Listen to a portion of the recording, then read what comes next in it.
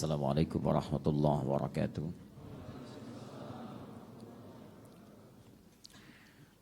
Alhamdulillahi wa kafa. Assalatu wassalamu ala rasulillahil mustafa wa ala alihi wa sahbihi wa man wafa. Amma ba'd, fa ya ibadallah, usi nafsi wa iyyakum bitaqwallahi faqad fazal muttaqun, fala tamutunna illa wa antum muslimun. فقال تعالى مذكرا بذلك: يا أيها الذين آمنوا اتقوا الله حق تقاته ولا تموتن إلا وأنتم مسلمون. وقال: يا أيها الناس اتقوا ربكم الذي خلقكم من نفس واحدة وخلق منها زوجها وبث منهما رجالا كثيرا ونساء واتقوا الله الذي تساءلون به والأرحام إن الله كان عليكم رقيبا. Saudara-saudariku dan pemirsa Akhir TV dimanapun Anda berada, alhamdulillah, syukur pada Allah Subhanahu wa Ta'ala, kembali kita masih mendapatkan kesempatan untuk hidup di dunia ini guna meniti sebagian bekal-bekal kehidupan kita untuk kembali menghadap Allah Subhanahu wa Ta'ala. Semoga kehidupan kita di hari ini senantiasa mendapat bimbingan taufik dari Allah Subhanahu wa Ta'ala, sehingga dengan itu bisa lebih baik dibandingkan hari-hari sebelumnya. Alhamdulillah, bersyukur pada Allah, di antara sekian orang hidup kita masih diberikan nikmat iman yang melekat pada kehidupan, sehingga menepikan sebagian dari kerugian yang mungkin didapati oleh sebagian manusia. Wal 'asr innal insana lafi khusr. Sungguh demi waktu yang kami anugerahkan pada setiap manusia dalam kesempatan hidupnya, sungguh sebagian manusia berpotensi mengalami kerugian. Illal ladzina amanu, kecuali yang dalam waktunya itu dia lalui dengan nilai-nilai keimanan. Alhamdulillah, kita mendapatkan bagian dari nikmat itu. Alhamdulillah, bersyukur kepada Allah Subhanahu wa Ta'ala, di antara sekian nikmat iman yang didapatkan oleh manusia, kita yang dapat kemudian mengaktualisasikan nilai iman itu dengan mengerjakan amal saleh. Juga demikian Al-Quran meneruskan, illal ladzina amanu wa 'amilus shalihat. Dan amal saleh pertama yang disebutkan dalam Al-Quran mengiringi kalimat iman itu adalah salat. Quran surah kedua Al-Baqarah ayat yang ketiga. Alladzina yu'minuna bil ghaib wa yuqimunas shalah. Yaitu orang-orang yang yakin kepada Allah walaupun belum tampak dalam pandangan nyatanya saat di dunia, tapi kemudian dia tetap yakin dan membuktikan keyakinannya dengan menunaikan salat. Di antara salat yang difardukan dalam amal saleh itu dijabarkan oleh Allah waktu-waktunya dan disebutkan kemudian kekhususan bagi sebagian waktu salatnya. Alhamdulillah, di antara sekian orang yang hidup, kitalah yang diberikan kekhususan di waktu itu untuk menunaikan salat subuh dalam waktu fajar secara berjamaah. Quran surah ke-17 Al-Isra ayat ke-78. Aqimis salata liduluki syamsi ila ghasaqid layli wa qur'anal fajr. Inna qur'anal fajri kana mashhuda.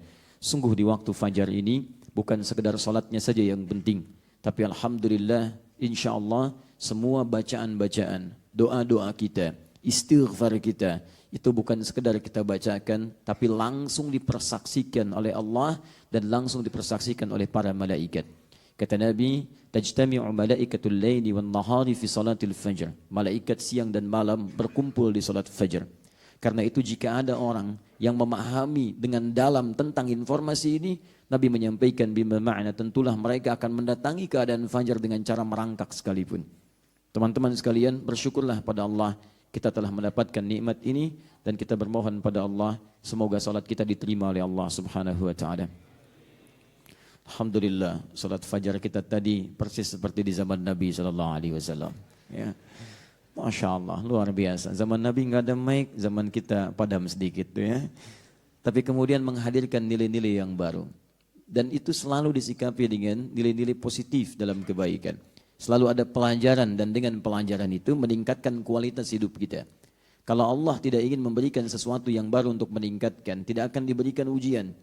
Karena itu rumusnya dalam Al-Quran, ketika Anda mendapatkan ujian, jangan hadirkan keluhan. Karena tidak ada satupun ayat dan hadis meminta kita mengeluh. Kalau ada, saya akan jadi orang pertama yang mengeluh. Yang ada bahasannya di Quran meminta kita kemudian belajar dari semuanya itu. Silakan Anda cek Quran surah kedua Al-Baqarah ayat 214.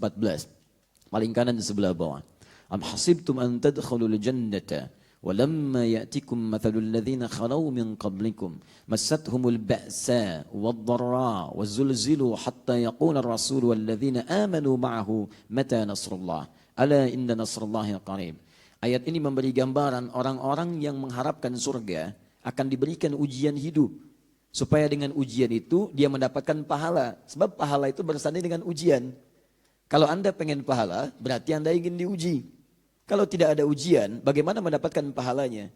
Anda kalau nggak ikut ujian, Anda nggak akan dapat nilai. Di kampus yang tidak ujian, nggak akan punya nilai. Di sekolah yang tidak ujian, nggak akan ada nilai. Anak SD yang tidak ikut ujian, di rapotnya kosong. Jadi kalau Anda ingin punya rapot dengan nilai yang bagus, maka Anda harus melalui ujian. Nah ketika Anda mendapat ujian, bagaimana menyikapinya? Nah caranya dibuka di Quran surah ketiga Ali Imran ayat 142. Paling kiri sebelah atas. Dan indahnya kalimat pembuka ujian sama dengan kalimat pembuka solusi. Di Al-Baqarah 214, 214 itu ujiannya. Ali Imran 142, duanya pindahkan ke belakang, itu solusinya. Pembuka ayatnya sama. Am hasibtum an tadkhulul jannata.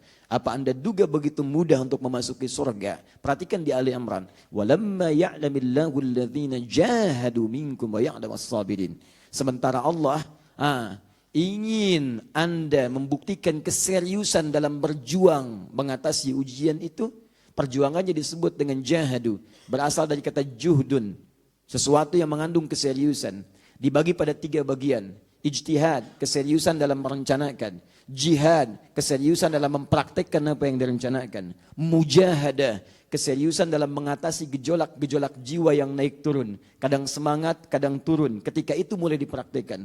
Wa ya'lamas sabirin, dan sabar dalam menjalaninya. Jadi kalau Anda mengalami satu ujian, pertama rencanakan bagaimana cara mengatasi itu ketika terjadi di kemudian hari. Lihat. Atau Anda pelajari kemungkinan begini. Jihad, setelah Anda tahu Anda praktekkan. Kita ambil contoh tadi. Pertengahan sholat misalnya di Stik Padam. Anda pelajari. Kenapa begini. Begitu selesai misalnya, berarti ke depan nanti seperti ini situasinya.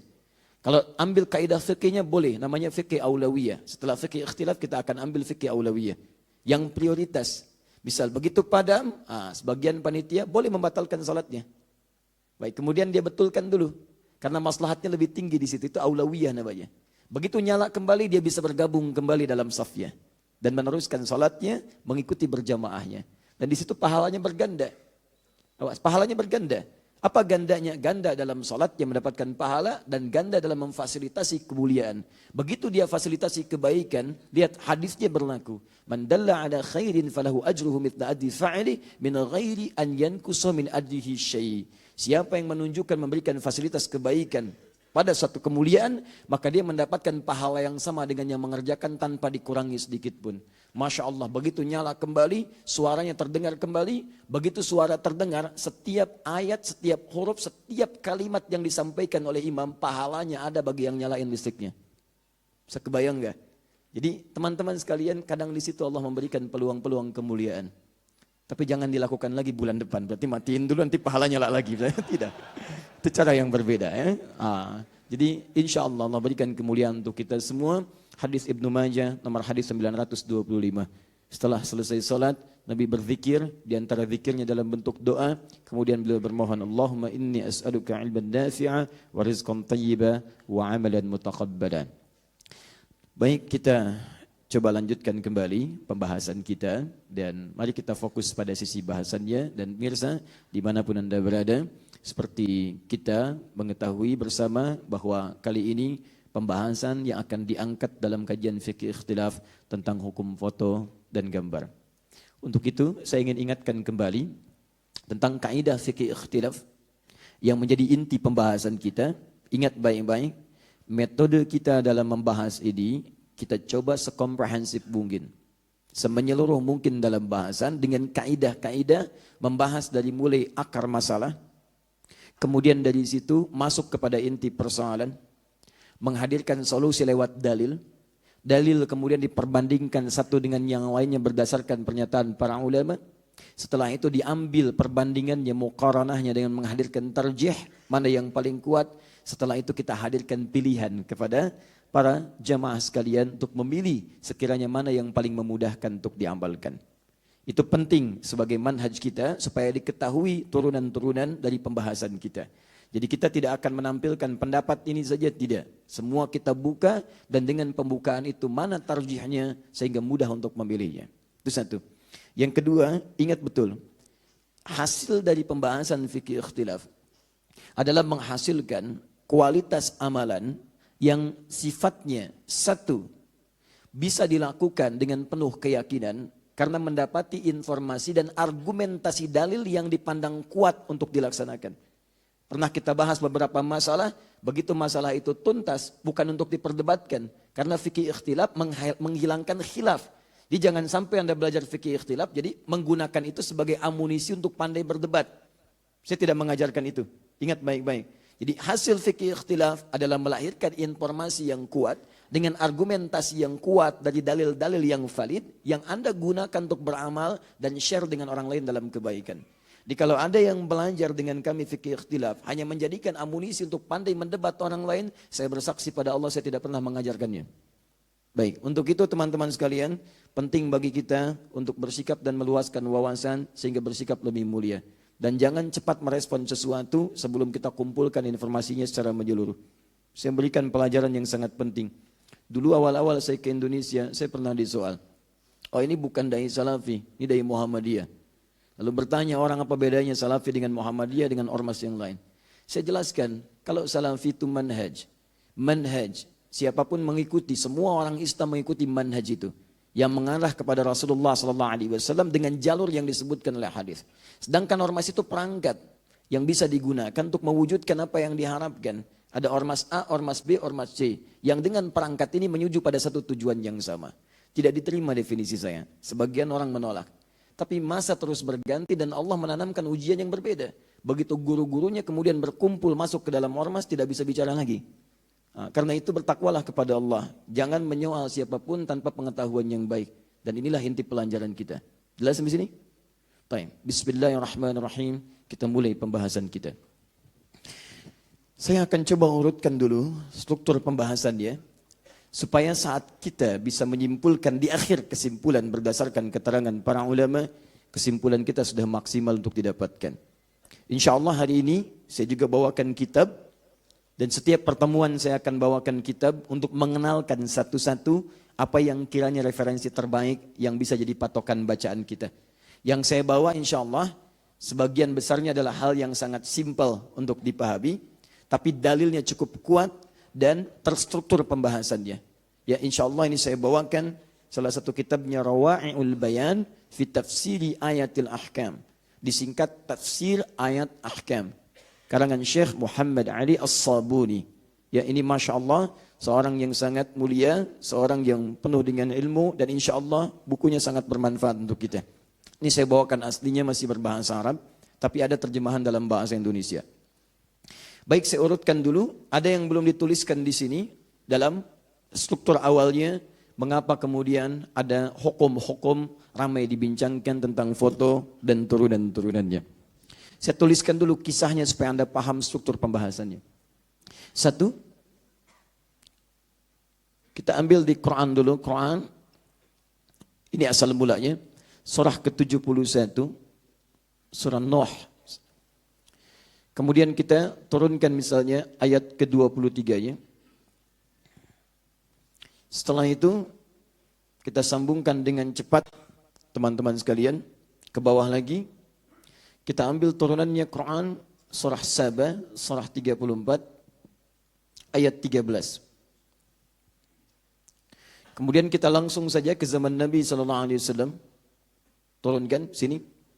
Ambil Quran surah 53 An-Najm ayat 19 sampai dengan ayat 20. Ini akan jadi awal perbincangan bahasan kita. Dari sini kemudian muncullah hal-hal terkait turunan dari sini tentang masalah foto dan turunannya, gambar dan turunan-turunannya. Turunan itu bisa mengarah kepada patung misalnya, dan seterusnya. Atau asalnya bisa dari sini, bisa turun ke sini. Dari sini nanti kita akan turunkan hadis-hadis Nabi SAW, dan kita akan bacakan pada sebagian turunan dalil yang disebutkan oleh ulama kita pada pembahasan yang dimaksudkan. Baru nanti di akhir kita simpulkan hukumnya. Baik, karena waktu kita terbatas, kita mulai bahasan kita. Bismillahirrahmanirrahim. Saat Allah Subhanahu wa taala menurunkan Nabi Adam dan istri beliau untuk memulai awal tugas sebagai khalifah. Karena ketika Adam diciptakan alaihissalam, pun demikian dengan istrinya yang akan berketurunan, tegas dijelaskan fungsi hidupnya itu bukan di langit tapi di bumi. Quran surah kedua Al-Baqarah ayat yang ke-30, paling kiri sebelah atas. Wa idh qala rabbuka lil malaikati inni ja'ilun fil ardi. Saya akan menjadikan, memberi tugas di bumi, bukan di langit, bukan fis sama. Ingat ya, inni ja'il. Ja'il itu menjadikan sesuatu, memberikan fungsi pada sesuatu. Kalau mencipta sebelum tidak ada, jadi ada. Itu khalaqa namanya. Khalaqa, yang menciptakannya disebut khaliq. Saya tuliskan. Khaliq. Jadi ketika Allah menciptakan Nabi Adam alaihissalam, dari tidak ada menjadi ada, Allah menyebut dirinya dengan khaliq. Quran surah ke-15 ayat ke-28. Wa idh qala rabbuka lil malaikati inni khaliqun bashar. Saya akan mencipta satu makhluk baru yang bukan malaikat, bukan jin, khaliq. Ketika sudah jadi, kan semua ciptaan Allah harus selalu ada fungsinya. Harus selalu ada manfaat dan maknanya. Mustahil ada ciptaan Allah tidak ada faedahnya, itu mustahil. Apapun itu mesti ada, sekalipun cuma nyamuk. Quran surah kedua Al-Baqarah ayat ke-26. Selalu akan ada fungsinya. Nah, untuk itulah kemudian Allah memperkenalkan fungsi kehidupan makhluk baru ini. Kenapa dia diciptakan? Maka saking tingginya fungsi kehidupan ini, diperkenalkanlah kemudian kepada malaikat dan jin pada saat itu. Jin diciptakan duluan sebelum manusia. Quran surah 15 ayat ke-27.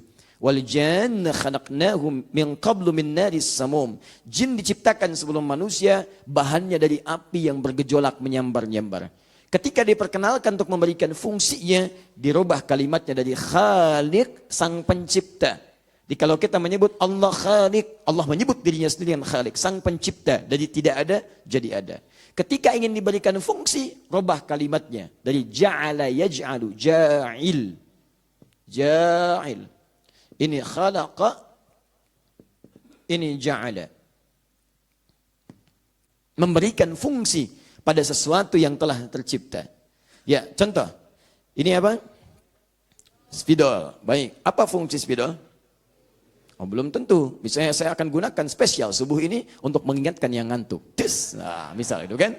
Nah, itu saya katakan, ana ja'ilul qalam ramyan lin nu'as. Saya akan gunakan fungsi spidol khusus yang ini, itu untuk mengingatkan yang ngantuk. Maka ketika Allah perkenalkan fungsi Adam saat diciptakan, menggunakan yang ini, bukan yang ini. Saya ingin katakan, diksi Al-Quran, ketika memilih kata itu luar biasa. Sesuai dengan konteks, sesuai dengan apa yang akan dibincangkan. Ini bukan bahasa manusia. Kalau bukan firman Allah, mustahil menemukan yang seperti ini. Maka, pertama ini ja'ilun fil ardi, tugasnya di bumi. Ardi khalifah, sebagai khalifah. Pemakmur bumi mengarahkan semua fungsi kehidupan sesuai dengan ridha Allah. Baik, singkatnya Adam, Hawa turun. Quran surah kedua ayat 38. Saya urutkan terus dengan surat-suratnya. Qulna ihbitu minha jami'a, ayat turun semua ke bumi. Adam, Hawa turun. Persoalannya, iblis juga ikut turun. Baik, tapi itu kita simpan belakangan karena bukan konteks pembahasan kita. Setelah kemudian dua-duanya turun ke muka bumi, bersua kembali, membangun hubungan rumah tangga. Quran surah keempat ayat yang pertama. An-Nisa, ya ayuhan nasu taqu rabbakumul ladzi khalaqakum min nafsin wahidah Adam wa khalaqa minha zawjaha Hawa wa batha minhuma rijalan katsiran wa nisa. Dari Adam dan Hawa melahirkan keturunan-keturunan. Ada laki-laki, ada perempuan. Nah, keturunan Adam dan Hawa ini menyebar. Fokus. Adam, Hawa, kemudian membentuk keluarga, lahir keturunan, laki-laki perempuan, lahir laki-laki perempuan, lahir laki-laki perempuan. Membentuklah kemudian komunitas-komunitas. Dalam bahasa Arab kalau terbentuk komunitas, jadi masyarakat itu disebut dengan syu'ab. Sya'bun jamaknya syu'abun. Syu'ab. Atau bisa dijamakkan dalam bentuk lebih banyak, syu'ubun. Syu'ab. Syu'ab Indonesia. Ya, misal masyarakat Indonesia, syu'ab lebih banyak lagi. Bahkan Masya Allah ketika mulai menyebar, beda-beda penyebarannya. Adam misalnya dengan Hawa, misal saja. Tinggal di satu tempat A. Begitu keturunannya mulai banyak, ada yang menyebar kanan, kiri, menyebar jauh. Sehingga terbentuk kabilah-kabilah berbeda. Jadi suku A, suku B, suku C. Kabilah mulai ada suku. Dijamakkan jadi qabail. Turunlah Quran surah ke-49 ayat ke-13. Ya ayyuhan nasu, inna khalaqnakum min dzakarin wa untha. Hei kalian yang telah menyebar banyak kemana-mana itu. Sekalipun penyebaran kalian banyak bertebaran, sukunya mulai banyak, tapi kalian mesti ingat, kalian tetap manusia yang punya dua tipe. Ada laki-laki, ada perempuan. Wa ja'alnakum syu'uban wa qabaila. Dan kami jadikan kalian memiliki variasi kehidupan. Bumi itu luas, jangan cuma di sini. Silahkan menyebar. Lita'arafu, dengan penyebaran itu kalian akan saling mengenal satu dengan yang lainnya. Inna akramakum indallahi atqakum. Tapi ingat ya, dimanapun kalian menyebar, jaga peningkatan takwa kalian di hadapan Allah Subhanahu wa taala. Karena yang paling mulia di hadapan Allah itu bukan yang paling banyak hartanya. Kalian menyebar untuk cari harta, kalau sudah jadi kaya jangan bangga dulu. Kalau kekayaan itu tidak membuat Anda bertakwa, maka Anda tidak ada nilainya di hadapan Allah Subhanahu wa taala. Kalau Anda merantau mencari kedudukan, jangan bangga ketika kedudukan itu tinggi. Sebab kalau ketinggian itu belum mampu mendekatkan diri Anda dengan Allah, ketinggian itu tidak ada nilainya di hadapan Allah Subhanahu wa taala.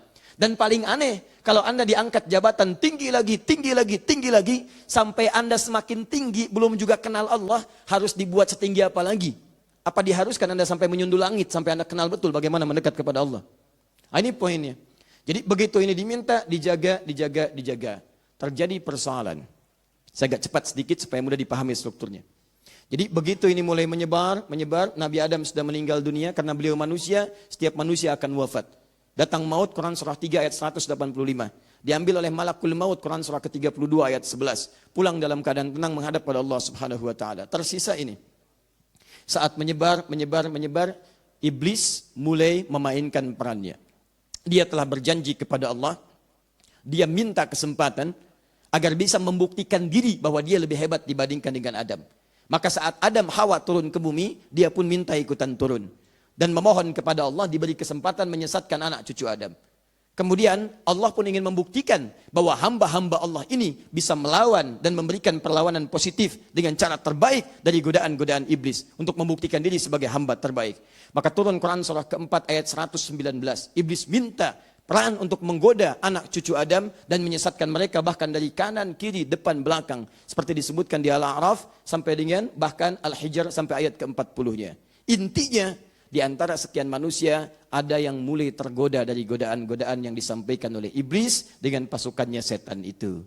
Singkatnya, mendekat kepada awal masa Nabi Nuh alaihi salam. Fokus baik-baik. Sekitar 6 generasi dari Nabi Adam alaihissalam. Nuh alaihissalam bin Mikhlail bin Matushala bin Kinan bin Anwas bin Thith bin Adam alaihissalam. Satu generasinya itu bisa ribuan tahun. Karena Nabi Nuh sendiri itu berdakwah 950 tahun. Fokus baik-baik. Begitu mendekat ke masa Nabi Nuh alaihissalam, masih ada orang-orang saleh yang kemudian membimbing masyarakat untuk dekat kepada Allah. Persoalannya, ada yang dikenal dengan 5 orang saleh. Disebutkan di Quran surah 71 ayat 23. Satu pertama namanya Wadda. Yang kedua namanya Suwa. Yang ketiga namanya Yaghuth. Yang keempat namanya Ya'uq. Yang kelima namanya Nasra. Ada 5 orang saleh yang memberikan pendalaman pada masyarakat seketika itu. Dengan akhlak yang mulia, dengan ketaatan kepada Allah. Secara singkat, 5 orang ini kemudian sesuai dengan ajalnya wafat menghadap kepada Allah Subhanahu wa taala. Beberapa masa sebelum Nabi Nuh diutus menjadi rasul. Nah, tibalah kemudian iblis datang memberikan susupan godaan-godaannya dengan cara yang halus. Karena masyarakat merasa kehilangan pada saat itu, merasa ada sesuatu yang berbeda dalam kehidupan masyarakatnya, maka muncul godaan-godaan. Sudah, tenang saja untuk mengingat mereka. Siapa tahu dengan ingatan itu memberikan ketenangan. Maka dibuatkanlah secara singkat patung-patung 5 orang ini.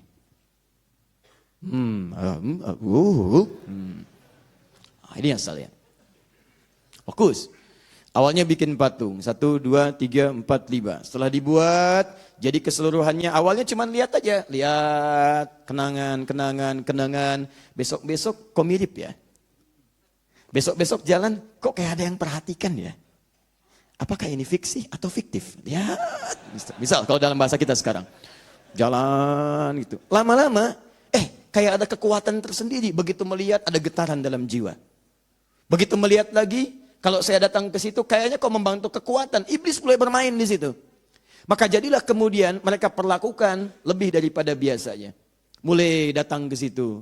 Mulai jadikan wasilah untuk meminta. Lama-lama mintanya ke situ. Mulai kemudian ngasih beberapa hal. Mulai dari makanan, mulai dari kemudian buah-buahan, disimpan. Kok bisa kami nyimpan malam, besok-besoknya paginya hilang? Dia tidak tahu kalau ada orang lain lapar kemudian mengambilnya. Bisa, kan? Tapi apa yang terjadi? Dijadikanlah kemudian 5 orang ini, 5 tokoh ini yang telah kemudian dijadikan sebagai patung. Ya untuk monumen mengenang pada awalnya. Jadilah kemudian bahan sesembahan. Sesuatu yang disembah disebut dengan ilahun. Jamaknya disebut dengan alihatun. Dipertuhankanlah 5 patung ini. Bahkan dianggap sebagai Tuhan. Alihah jamaknya. Ketika mulai menyimpang, lihat kasih sayang Allah kepada setiap hambanya. Allah tidak menginginkan setiap hamba yang lahir suci pulang dalam keadaan kotor. Ketika lahir suci, fitrah. Kata Nabi, kullu mauludin yuladu alal fitrah. Di antara makna fitrah, Quran surah ke-30, ayat ke-30. Di antara makna fitrah adalah memiliki nilai kedekatan dengan Islam. Menuju Allah subhanahu wa ta'ala. Fa'aqim wajhaka lid-dini hanifa. Tegakkan dirimu untuk memenuhi ketentuan ad-din dengan cara yang benar. Fitratallahi allati fataran nasa alaih. Dan menegakkan nilai agama itu fitrah kehidupan bagi seluruh manusia sejak dia dilahirkan. Makanya setiap manusia ada kecenderungan untuk mendekat kepada Rabbnya. Apa yang disebut dengan ad-din? Quran surah ketiga ayat 19. Inna dina indallahil Islam. Itu Islam. Apa yang disebut dengan Islam? Hadis riwayat Muslim, nomor hadis yang ke-8. Ketika Nabi ditanya oleh malaikat tentang Islam untuk memberikan gambaran pada umatnya, mal Islam antashhada adda ilaha illallah wa anna Muhammad Rasulullah. Engkau bersaksi menuhankan Allah satu-satunya Tuhan yang layak disembah, tidak ada yang lainnya. Jadi la ilaha illallah itu fitrah manusia. Bahkan sejak dalam kandungan 4 bulan sudah terjadi dialog untuk menetapkan fitrah itu. Quran surah ke-7 ayat 172. Wa idh akhadha rabbuka min bani Adam min zuhurihim dzurriyyatahum wa ashhadahum ala anfusihim alastu bi rabbikum qalu bala syahidna. Syahidna, kami bersyahadat. Asyhadu an la ilaha illallah. Dalam kandungan syahidna. Makanya ketika lahir fitrah dan sifat kasih sayang Allah yang dalam, lebih dari semua jenis kasih sayang yang terdapat di seluruh semesta ini. Allah tidak menginginkan seorang hamba lahir fitrah suci kembali dalam keadaan kotor. Karena itulah ditugaskan dari kalangan makhluk manusia ini seseorang yang ditunjuk langsung oleh Allah Subhanahu wa taala, dipilih dengan kriteria tertentu untuk mengingatkan, mendidik, mengembalikan dan membimbing manusia yang mulai menyimpang sehingga kembali kepada fitrahnya. Baik. Ketika diberikan risalah, tugas, risalah, message. Nah, orang yang diberi risalah disebut dengan Rasul. Kemudian dipilih untuk diberi tugas disebut dengan istofa namanya. Istofa yastofi. Kalau dipilih biasa disebut dengan ikhtara. Ikhtara orangnya mukhtar. Mukhtar orang yang terpilih. Terpilih apa? Terpilih secara umum. Bisa dipilih oleh pasangannya, bisa dipilih dalam keadaan tertentu. Tapi kalau dipilih untuk diberikan tugas tertentu yang mulia, itu disebut dengan istofa yastofi. Orangnya disebut dengan Mustafa. Quran surah ketiga Ali Imran dari ayat ke-33-nya. Paling kiri sebelah atas. Inna Allah astafa Adam wa Nuha wa ala Ibrahim wa ala Imran ala alamin. Kalimatnya menggunakan istafa. Sungguh Allah telah memilih Nabi Adam. Dipilih oleh Allah sebagai manusia pertama. Diberi tugas turun ke bumi. Wa Nuha. Setelah Adam itu Nuh alaihissalam. Ditugaskanlah Nabi Nuh alaihissalam untuk meluruskan kembali hal-hal penyimpangan yang tadi telah dimulai dengan 5 patung yang dipertuhankan ini. Jelas sampai sini?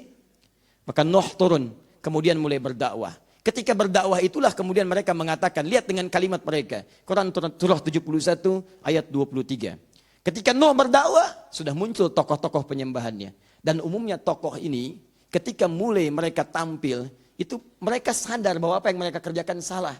Cuman kadang-kadang tidak ingin kehilangan ketokohan yang telah melekat pada diri mereka. Atau kadang-kadang tidak ingin kehilangan materi yang telah kadung didapatkan dari proses yang telah mereka dapati itu. Maka mereka katakan, wala tadharunna alihatakum. Gak usah dianggap Nuh. Jangan tinggalkan Tuhan-Tuhan kalian. Mereka datang lebih dulu dibandingkan dengan Nuh. Wala tadharunna wadda, wala suwa'a, wala ya'uqa, wala yaghutha, wa ya'uqa, wa nasra. Tuhan kita ada 5.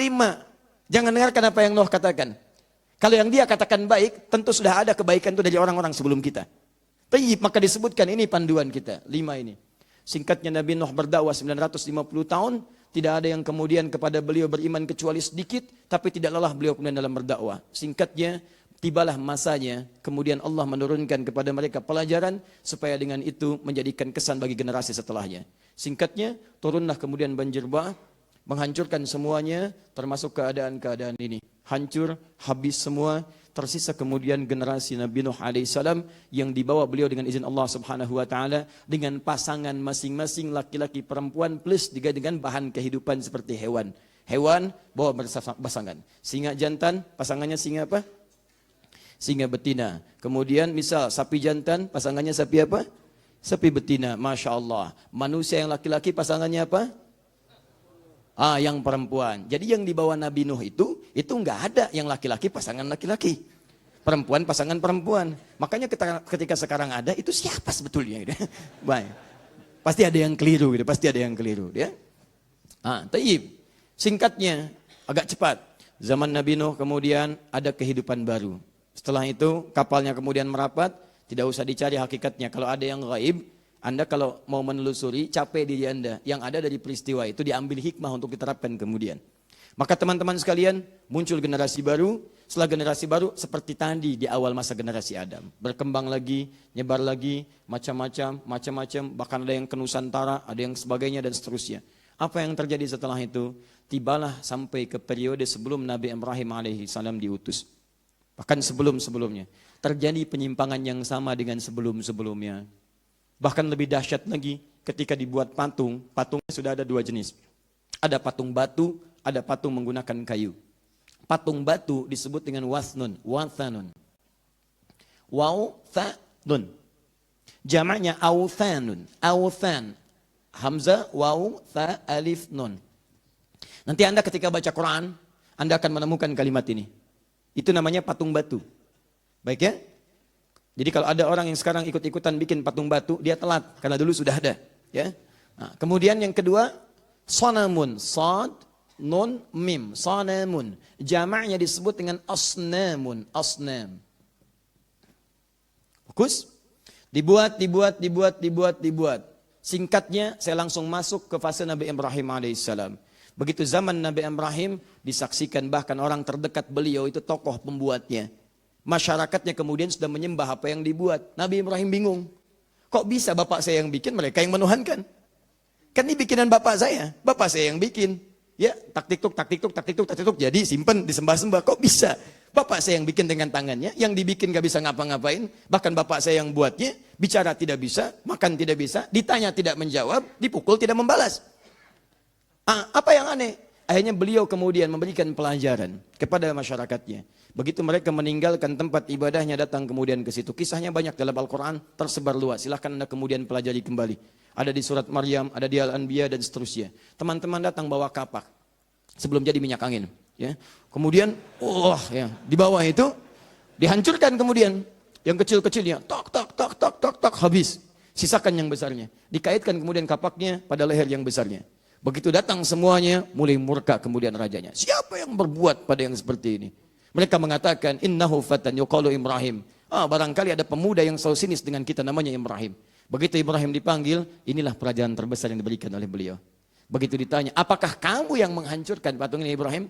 Kata Ibrahim, tanyakan aja pada yang gede, kan dia yang ada kalungan kapaknya. Mereka berkata, bagaimana dia bisa menjawab? Bicara aja nggak bisa. Ibrahim membalikan, lantas kalian ini gimana? Bicara aja nggak bisa, kok dijadikan Tuhan? Dia nggak bisa memberi manfaat, tidak bisa mendatangkan madarat. Dan kalian membuatnya. Kenapa kalian harus pertuhankan? Di situ cara berpikir yang sangat logis. Kadang-kadang Al-Quran mengajak kita berpikir dengan dalam. Jadi kalau Anda ingin menyikapi sesuatu, Anda bisa bandingkan dengan cara analogi berpikir yang sehat. Ini gambaran dari Quran. Ada orang-orang yang sering menghadirkan logika yang kadang-kadang bisa dibantah dengan logika yang lainnya. Jelas ya? Nah itu bisa memahamkan. Nah akhirnya apa yang terjadi? Marah, kita sudah paham kisahnya. Ini sempat dibakar, tapi kemudian juga ditolong oleh Allah Subhanahu wa taala. Kalau Anda konsisten dalam dakwah, sekalipun terbakar keadaan diri Anda, banyak hal persoalan dalam hidup Anda, hilang dibakar musuh sekitarannya, tapi itu semua ternyata kalau dibaca dengan iman adalah kumpulan pahala-pahala yang mempercepat langkah Anda ke surga. Jika air mata Anda banyak mengalir untuk menangisi satu ujian dalam kehidupan, biarkan dia terus mengalir sampai kering. Sehingga satu saat ketika Anda mendapatkan ujian lagi, tidak ada air mata lagi yang mengalir karena Anda sudah siap menghadapinya. Bikin status.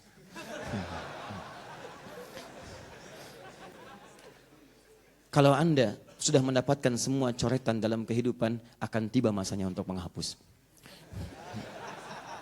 Itu poinnya. Sekalipun Anda mesti melakukannya sendiri, tidak ada masalah. Baik. Semoga Allah ampuni dosa-dosanya. Baik. Fokus sini. Sudah selesai zaman Nabi Ibrahim alaihissalam, teman-teman sekalian, keturunan ini sudah selesai menyebar. Nah, akhirnya Allah berikan pelajaran besar untuk seluruh makhluk di muka bumi. Ini masih senang bikin patung, saya pilih seorang nabi. Nabinya bukan nabi biasa, bahkan nabi bisa bicara dengan hewan. Masya Allah, jangankan hewan yang paling besar seperti gajah, hewan paling kecil seperti semut bisa mendengar suaranya, bahkan bisa berdialog dengannya. Bisa bicara dengan burung, bisa menaklukkan awan. Jangan kira Sung Gokong datang belakangan, dia yang hebat menaklukkan awan. Ada awan kinton, awan macam-macam, tidak. Jauh sebelum itu, ada sesuatu yang lebih hebat dibandingkan seluruhnya. Kenapa? Baik. Ya, saya hafal itu. Saya nggak pernah nonton, nggak ada kerjaan itu. Cuman saya hafal penulisan, suka baca. Itu karya Yusuke Watanabe, ya itu karya dia itu. Yusuke Watanabe dia yang nulis pada saat itu. Ada tokohnya, tapi bukan pembahasan kita saat ini. Ya, awan kinton datang klik, ya Kamehameha dan sebagainya itu. Saya hafal. Baik, musuhnya Piccolo dan seterusnya. Sudah selesai. Sudah lihat sini. Nah, dan diberikan pelajaran besar sampai jin ditaklukkan. Dan jin-jin itu diperintahkan oleh Sulaiman, ya alaihissalam namanya. Nabi Sulaiman memerintahkan semua kalangan-kalangan, baik jin, macam-macam dan sebagainya, untuk bertekuk lutut dengan izin Allah Subhanahu wa taala. Maka mereka diperintahkan diantaranya untuk membuat sebuah ornamen-ornamen di istananya, dan Nabi Sulaiman memberi pelajaran, ini bukan Tuhan, ini bukan Tuhan, ini bukan Tuhan, rendahkan di hadapan beliau. Apa yang dimintakan untuk dibuat? Ya'maluna ma yasha' bin mahariba wa tamathila wa jifan. Quran surah 34 ayat 13. Ini poinnya. Ya'maluna ma yasha. Mereka diperintahkan para jin dan seterusnya untuk melakukan, membuat apa yang diinginkan. Semua yang dikehendaki oleh Sulaiman dengan izin Allah Subhanahu wa taala dibuat oleh mereka. Apa di antaranya? Min mahariba, mihrab. Masya Allah. Ornamen-ornamen terindah dibuat dan seterusnya. Watamathila, dan patung-patung. Di zaman Nabi Sulaiman. Perhatikan turunan struktur dari pembahasannya. Patung-patung di zaman Nabi Sulaiman dibuat pada saat itu oleh para jin dan seterusnya. Tapi diperkenankan oleh Allah itu jadi. Apa yang ingin ditunjukkan? Untuk direndahkan. Ini bukan Tuhan, ini bukan Tuhan, ini bukan Tuhan. Saya jadikan ornamen yang diam, yang tidak ada nilainya sama sekali. Untuk memberikan pelajaran pada seluruh umat pada saat itu, tidak ada yang layak dipertuhankan kecuali Allah Subhanahu wa taala. Paham ya? Ada tafsir yang kedua dari sini, bahwa yang dibuat oleh Nabi Sulaiman diperintahkan bukan patung dalam bentuk orang-orang atau benda-benda yang memiliki roh di situ. Ada yang menyebutkan alam dan sebagainya. Tapi ini pun ada yang menguatkan pada pendapat yang pertama. Bahwa ini patung-patung dalam jenis-jenis yang sudah dikenal. Tapi direndahkan pada saat itu untuk merendahkan semua keyakinan yang ada bahwa cuma Allah yang harus diesakan.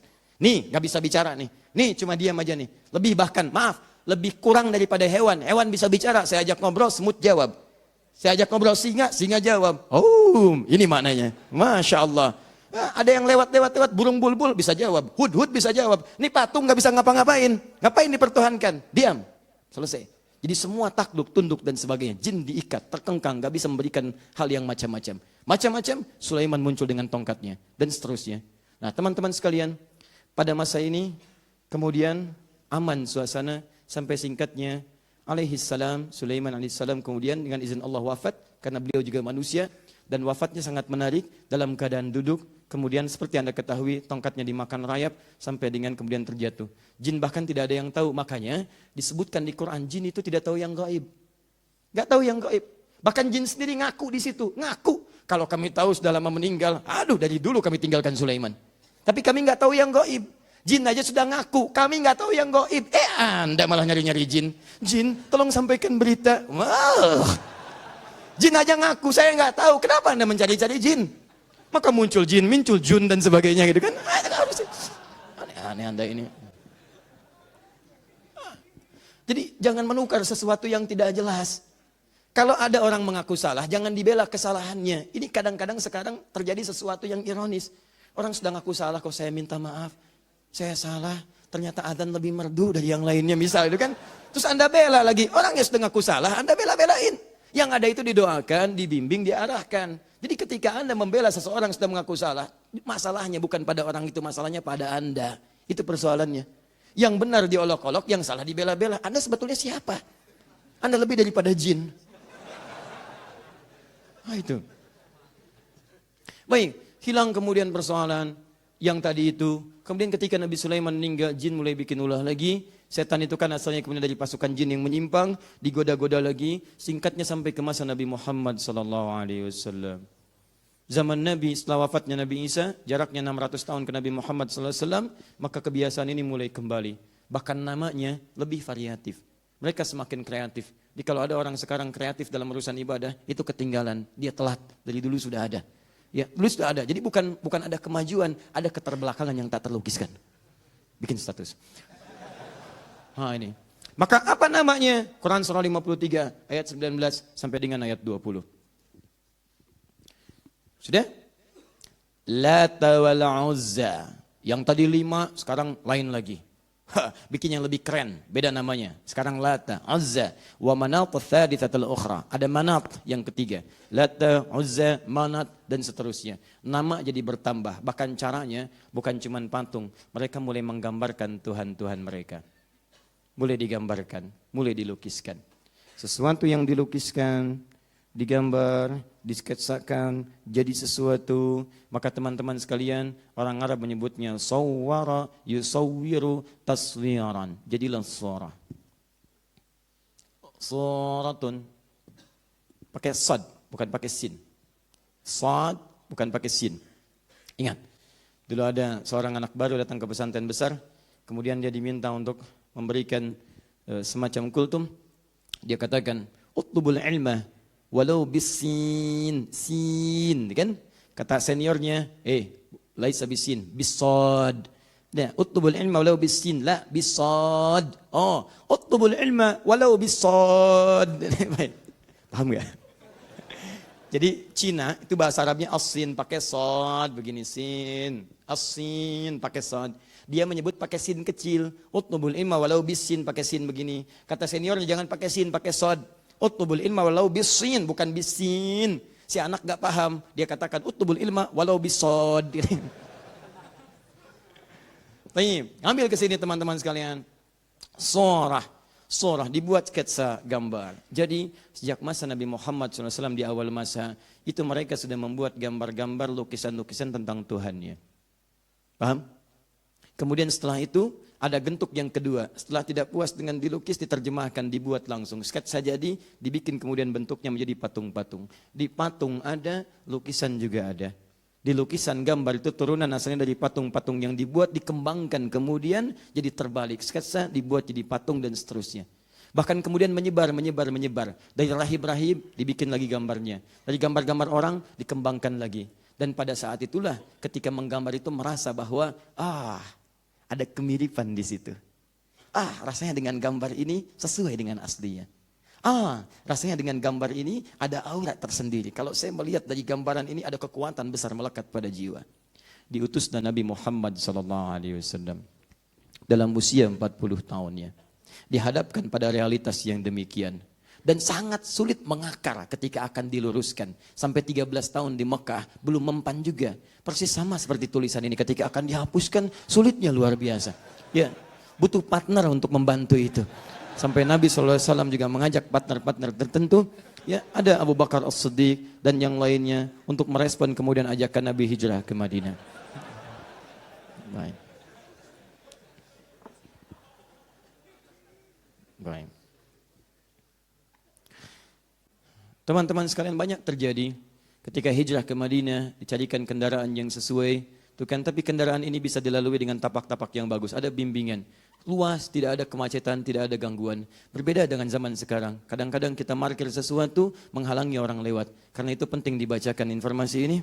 Pemilik Expander RB4 D1653 4 Romawi di depan pintu masuk Abai, ya. Mohon disesuaikan. Mohon disesuaikan. Ini expander, Outlander, expander. Oh, sebab tulisannya expander, gitu ya. Baik. Setahu saya tidak begini, ya. Baik, sama dengan orang Sunda katanya F dibaca P, ya. Itu tidak tepat, itu fitnah itu. D1653, ya, kemudian 4 Romawi, mohon disesuaikan. Baik teman-teman sekalian, maka secara singkat Nabi SAW setelah hijrah ke Madinah, kemudian situasi mulai stabil, mulai ada pengikut-pengikut yang mulai memahami dengan baik, menyambut dakwah beliau. Secara singkat, mulailah kemudian Islam mulai mengakar di Madinah, sampai kemudian datanglah ke Mekah kembali untuk menyebarluaskan dengan baik dan terjadi Fathu Mekah. Secara singkat, selesai dakwah dengan mulia. Islam kemudian total berada di Jazirah Arab, bahkan mulai dikirim utusan ke beberapa luar Jazirah Arab untuk mengenal risalah Islam. Kemudian muncullah hal yang pertama dilakukan oleh Nabi. Apa yang pertama kali dilakukan ketika datang ke kota Mekah dalam peristiwa Fathu Mekah? Nabi menghancurkan semua jenis hal yang dipertuhankan, mulai dari kemudian patung-patung, baik di dalam Ka'bah ataupun sekitaran Ka'bah. Dalam Ka'bah ada patung dulu, keluarin patungnya, hancurkan, tahtim, 1, 2, 3, 4, hancurkan semua. Kemudian tulisan-tulisan disobek-sobek, termasuk tulisan-tulisan yang dilekatkan sekitaran Ka'bah yang tidak sesuai dengan kemuliaan-kemuliaan yang menghadap kepada Allah Subhanahu wa taala. Misal, ada yang diganti, ada yang disobek. Yang diganti itu syair-syair. Karena dulu orang jahiliyah punya kebiasaan, mereka kumpul di setiap akhir pekan di pusat-pusat hiburan namanya aswaq, suq Dumatu Jandal, suq Uqad dan sebagainya. Puncaknya di dekat sekitaran Ka'bah. Itu pertandingan paling tinggi di situ kompetisinya.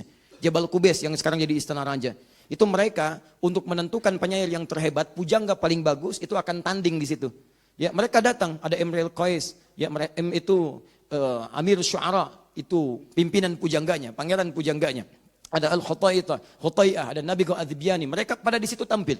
Imrul Qais dengan andalannya menggunakan rumus tawil, tawilun lahu dunal bukhari fadailu, fa'ulun mafa'ilu, kifa nabki min dzikri habibin wa manzili, bisaqtili wa baina dakhuli fahaumali, dan yang lainnya. Yang paling bagus nanti qasidahnya. Qasidah itu adalah kumpulan dari bait syair yang berjumlah 7 bait. Kalau sudah 7, nanti digabungkan jadi satu, disebut dengan qasidah.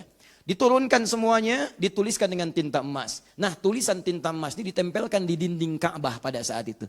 Untuk mengenalkan, ini loh yang paling bagus syairnya. Sedangkan rahib yang paling hebat, jimat-jimat yang ditempel. Gambar-gambar poster-poster ketuhanannya, yaitu yang patung-patung tadi. Plus patung di dalamnya.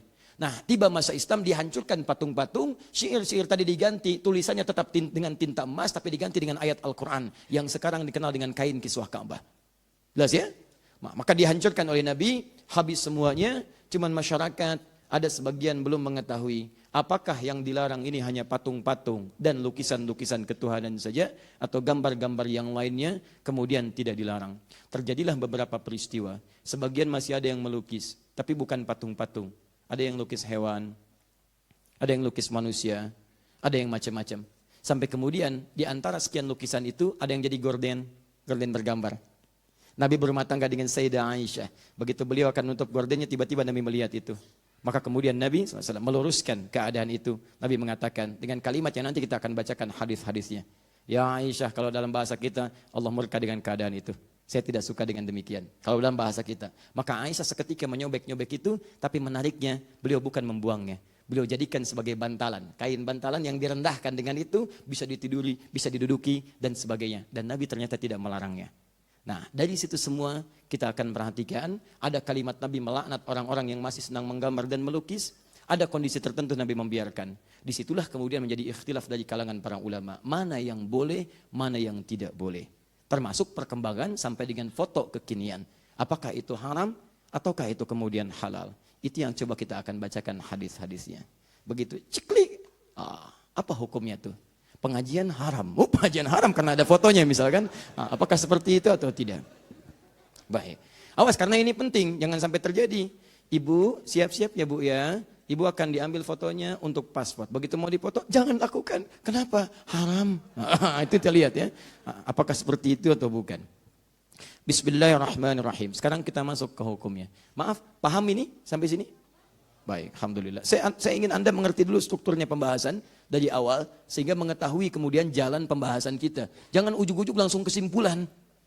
Begitu Anda menerima kesimpulan begitu aja, Anda nggak akan paham dalam prakteknya. Dan terjadi inkonsistensi nanti. Sekali ini haram, besok jadi halal. Kan? Begitu butuh halal, nggak butuh jadi haram lagi. Kan repot gitu kan? Mau pernikahan, kirim fotonya dong. Aduh itu haram. Tapi kan ini darurat. Baiklah halal kali ini aja. Nggak bisa. Bismillahirrahmanirrahim. Mari kita mulai. Saya mulai ke kitab ya. Supaya nanti kita bisa menguatkan argumentasi sekaligus menepis dugaan. Oh itu pendapat pribadi, tidak. Ini adalah keterangan para ulama yang dilangkum dalam kitab. Dan masalah ini sudah selesai. Cuman kita butuh untuk menguatkan kembali. Ma huwa hukmut tamathil was-suwar fi syari'atil islamiyah? Apa hakikat hukum daripada patung-patung dan gambar-gambar dalam syariat Islam? Sekarang kita tampilkan dulu teman-teman sekalian dalil-dalil yang melarang itu. Dalam konteks apa kemudian dilarang? Pertama, ada di kalangan para ulama nanti yang berpendapat keharaman mutlak. Saya tuliskan pendapat para ulama, haram mutlak. Ini yang berhati-hati. Haram mutlak. Ini periode dulu ya. Jadi apapun jenisnya, mau gambar apapun, sepanjang dari yang bernyawa, ada rohnya, bernyawa. Ingat, pembahasan kita ini pada gambar yang bernyawa, bukan selain ini. Jadi kalau Anda gambar misalnya pohon-pohon, ya kan? Air, pemandangan, kan itu nggak ada masalah. Itu sepakat semua ulama itu nggak ada masalah. Yang jadi persoalan gambar-gambar dari yang bernyawa, manusia, hewan, ya dan seterusnya. Nafas dengan ini. Itu pendapat pertama mengatakan ini haram mutlak. Apa dalilnya? Jadi kalau melukis ingat saya katakan nih mulai dari pendapat ulama dahulu ya, yang konvensional, yang terdahulu, yang belum ada pada masa itu fotografi, ingat. Yang belum ada pada masa itu handphone, yang belum ada pada itu kebutuhan KTP, paspor dan sebagainya. Jadi mereka memandang ini haram mutlak, nggak boleh orang gambar-gambar sesuatu. Ya, apa kemudian dalil-dalilnya? Pertama, mari kita turunkan an-nassul awal. Dalil yang pertama, ma rawahul Bukhari wa Muslim an Aisyah radhiyallahu taala anha an Rasulillah sallallahu alaihi wasallam annahu qala. Diriwayatkan oleh Al-Bukhari dan Muslim, sahih keduanya. Dari Sayyidah Aisyah, semoga Allah meridai kepada beliau, dari Nabi sallallahu alaihi wasallam bersabda, "Asyaddun nasi 'adzaban yaumal qiyamati alladhina yudahi'una bi khalqillah." Awas, orang-orang yang paling keras siksaannya, asyadd, paling keras siksaannya. Jadi kalau ada orang yang disiksa di neraka misalnya, mohon maaf, wah ini dipukulnya pakai tempat tisu, yang ini lebih keras lagi, pakai batu sekalian. Degik, ya kan? Ada orang yang cuma dicelupkan ke neraka. Cuma itu bukan cuma biasa. Ya. Cuma dengan segala sakit di dalamnya. Quran surah keempat ayat 56. Begitu dicelupkan hancur semuanya. Celupkan. Ini lebih keras lagi. Tarik sekencang-kencangnya celupin. Gitu kan. Naikin lagi. Nah itu ya. Paling keras. Siapa dia? Lihat alladzina yudahi'una bi khalqillah. Yaitu orang yang mencoba-coba. Memirip-miripkan penciptaan Allah subhanahu wa ta'ala. Sehingga dengan itu terkesan seakan ingin menyaingi ciptaan Allah. Yudahin, kalimatnya yudahi'u, bukan yushabihu lagi. Jadi bukan tasyabuh lagi, tapi mudahat. Mudahat.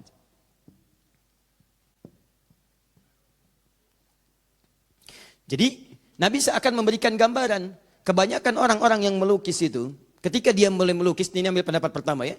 Kata para ulama, hadis ini yang pertama memberikan kesan bahwa kenapa muncul siksaan yang besar di sini? Karena kecenderungan orang ketika membuat sesuatu yang bernyawa, itu ingin membuat semirip mungkin. Lukis, ingin melihat wajahnya. Begitu jadi, oh mirip ya. Ada kekaguman di dalamnya. Ini yang paling berbahaya. Ketika muncul kekaguman pada sesuatu yang dibuatkan pada hal yang bernyawa, ini persoalannya bukan sekedar fikih, tapi ada nilai akidah di situ yang terkotori. Akidah mulai bahaya. Seakan-akan ada yang bisa membuat yang mirip seperti ciptaan Allah. Maka nanti kita akan lihat bagaimana hadis selanjutnya pada yang seperti ini. Bikin patung, kan? Ada madam lilin, madam batu, madam macam-macam tuh dibuat. Mirip. Anda sih sebagian orang belum paham, tiba-tiba foto di sampingnya. Foto, ceklik gitu kan. Tapi persoalannya ketika ada kekaguman, kedahsyatan ke situ, bahkan menghadirkan suasana tertentu, auranya seperti mendapati aslinya. Seperti seakan-akan bersamanya.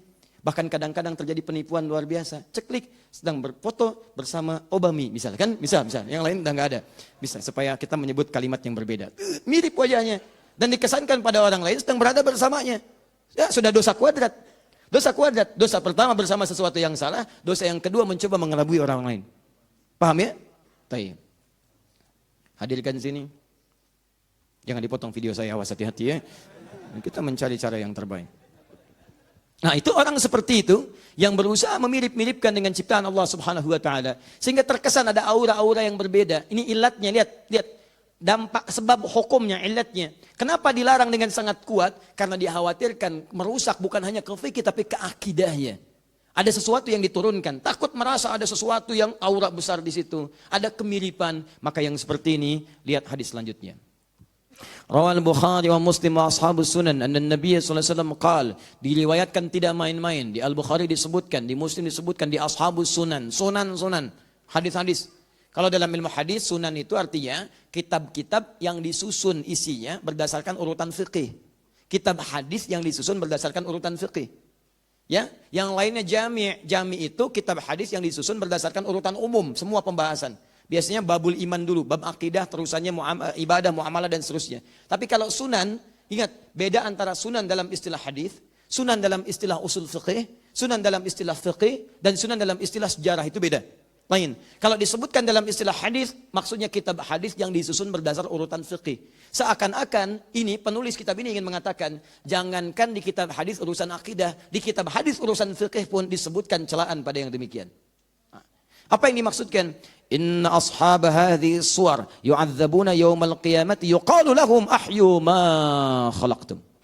Orang-orang yang membuat seperti ini dimirip-miripkan dengan ciptaan Allah sehingga terkesan orang lain mengaguminya dengan mengatakan mirip ya, bagus ya, seakan-akan ada ya, maka orang ini akan dipanggil di hari kiamat sebelum disiksa, kemudian diberikan oleh Allah penghinaan pada saat itu, dihinakan. Coba berikan nyawa tuh.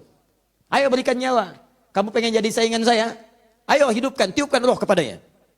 Maka ketika dia tidak mampu dan memelas, maka dicelupkanlah ke neraka. Nih yang merasa jadi saingan saya. Hancurkan. Begitu hancur, angkat kembali, hancurkan lagi, angkat kembali, hancurkan lagi. Dan dia tidak akan pernah keluar dari siksaannya. Tidak akan pernah keluar. Nah, ini yang pertama. Teruskan, an-nasu tsanits, nas yang ketiga, rawal Bukhari wa Muslim wa Ahmad, an Abi Zur'ah, dari Abu Zur'ah qala, dakhaltu ma'a Abi Hurairah dar Marwan ibn al-Hakam, fara'a fiha tasawir wa hiya tubna, faqala sami'tu Rasulullah sallallahu alaihi wasallam yaqul, qala Allah azza wa jalla wa man azlamu mimman dhahaba yakhluqu khalqi. Tiba-tiba saya datang bersama sahabat Abu Hurairah. Kemudian saya mengunjungi rumah Marwan bin Hakam. Ketika mendapati di situ banyak gambar-gambar, bahkan ada yang tersusun dan membentuk satu bentuk-bentuk tertentu. Bubna, ada yang digambar, ada yang jadi patung-patung sebagian. Maka dibacakanlah hadis Nabi, hadisnya hadis qudsi. Wa man azlamu, yang tadi menyebutkan diazab. Yang tadi menyebutkan dihinakan. Yang ini disebut manusia paling zalim. Dan siapa orang yang paling zalim dibandingkan orang yang berusaha membuat ciptaan, ingin menyaingi ciptaanku. Tapi belum selesai. Falyakhluqu dzarratan falyakhluqu habbatan atau falyakhluqu sya'iratan. Kalau mau dibikin, bikinlah yang tidak bernyawa. Silahkan bikin misalnya gambar-gambar patung-patung, bisa kemudian dari biji-biji jagung, bisa kemudian dari biji-biji tumbuhan yang lain ataupun gandum dan sebagainya. Jadi gambaran hadis-hadis ini banyak hadisnya. Saya berikan contoh sebagai dalil dari kelompok yang pertama, teman-teman sekalian, bahwa untuk kehati-hatian pada gambaran-gambaran yang bernyawa, kelompok ulama pertama memilih untuk hati-hati dan mengharamkan secara mutlak. Mereka khawatir kalau bikin seperti ini, memang awalnya bikin biasa, tapi dikhawatirkan ketika jadi atau ketika membuat itu ada perasaan mirip juga ya dengan aslinya. Begitu ada perasaan itu, maka disitulah mulai terganggu keyakinan kita kepada Allah.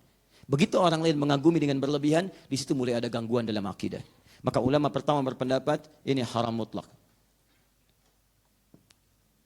pada yang bernyawa. Ingat satu, tapi mereka kecualikan ini dari kasus yang terjadi di zaman Nabi SAW. Kecuali dua hal. Kecuali satu, hal yang melekat pada perangkat mainan anak-anak. Jadi kalau anak mainan anak-anak tidak ada masalah. Sebab nilainya bukan pengaguman, nilainya buat main-mainan.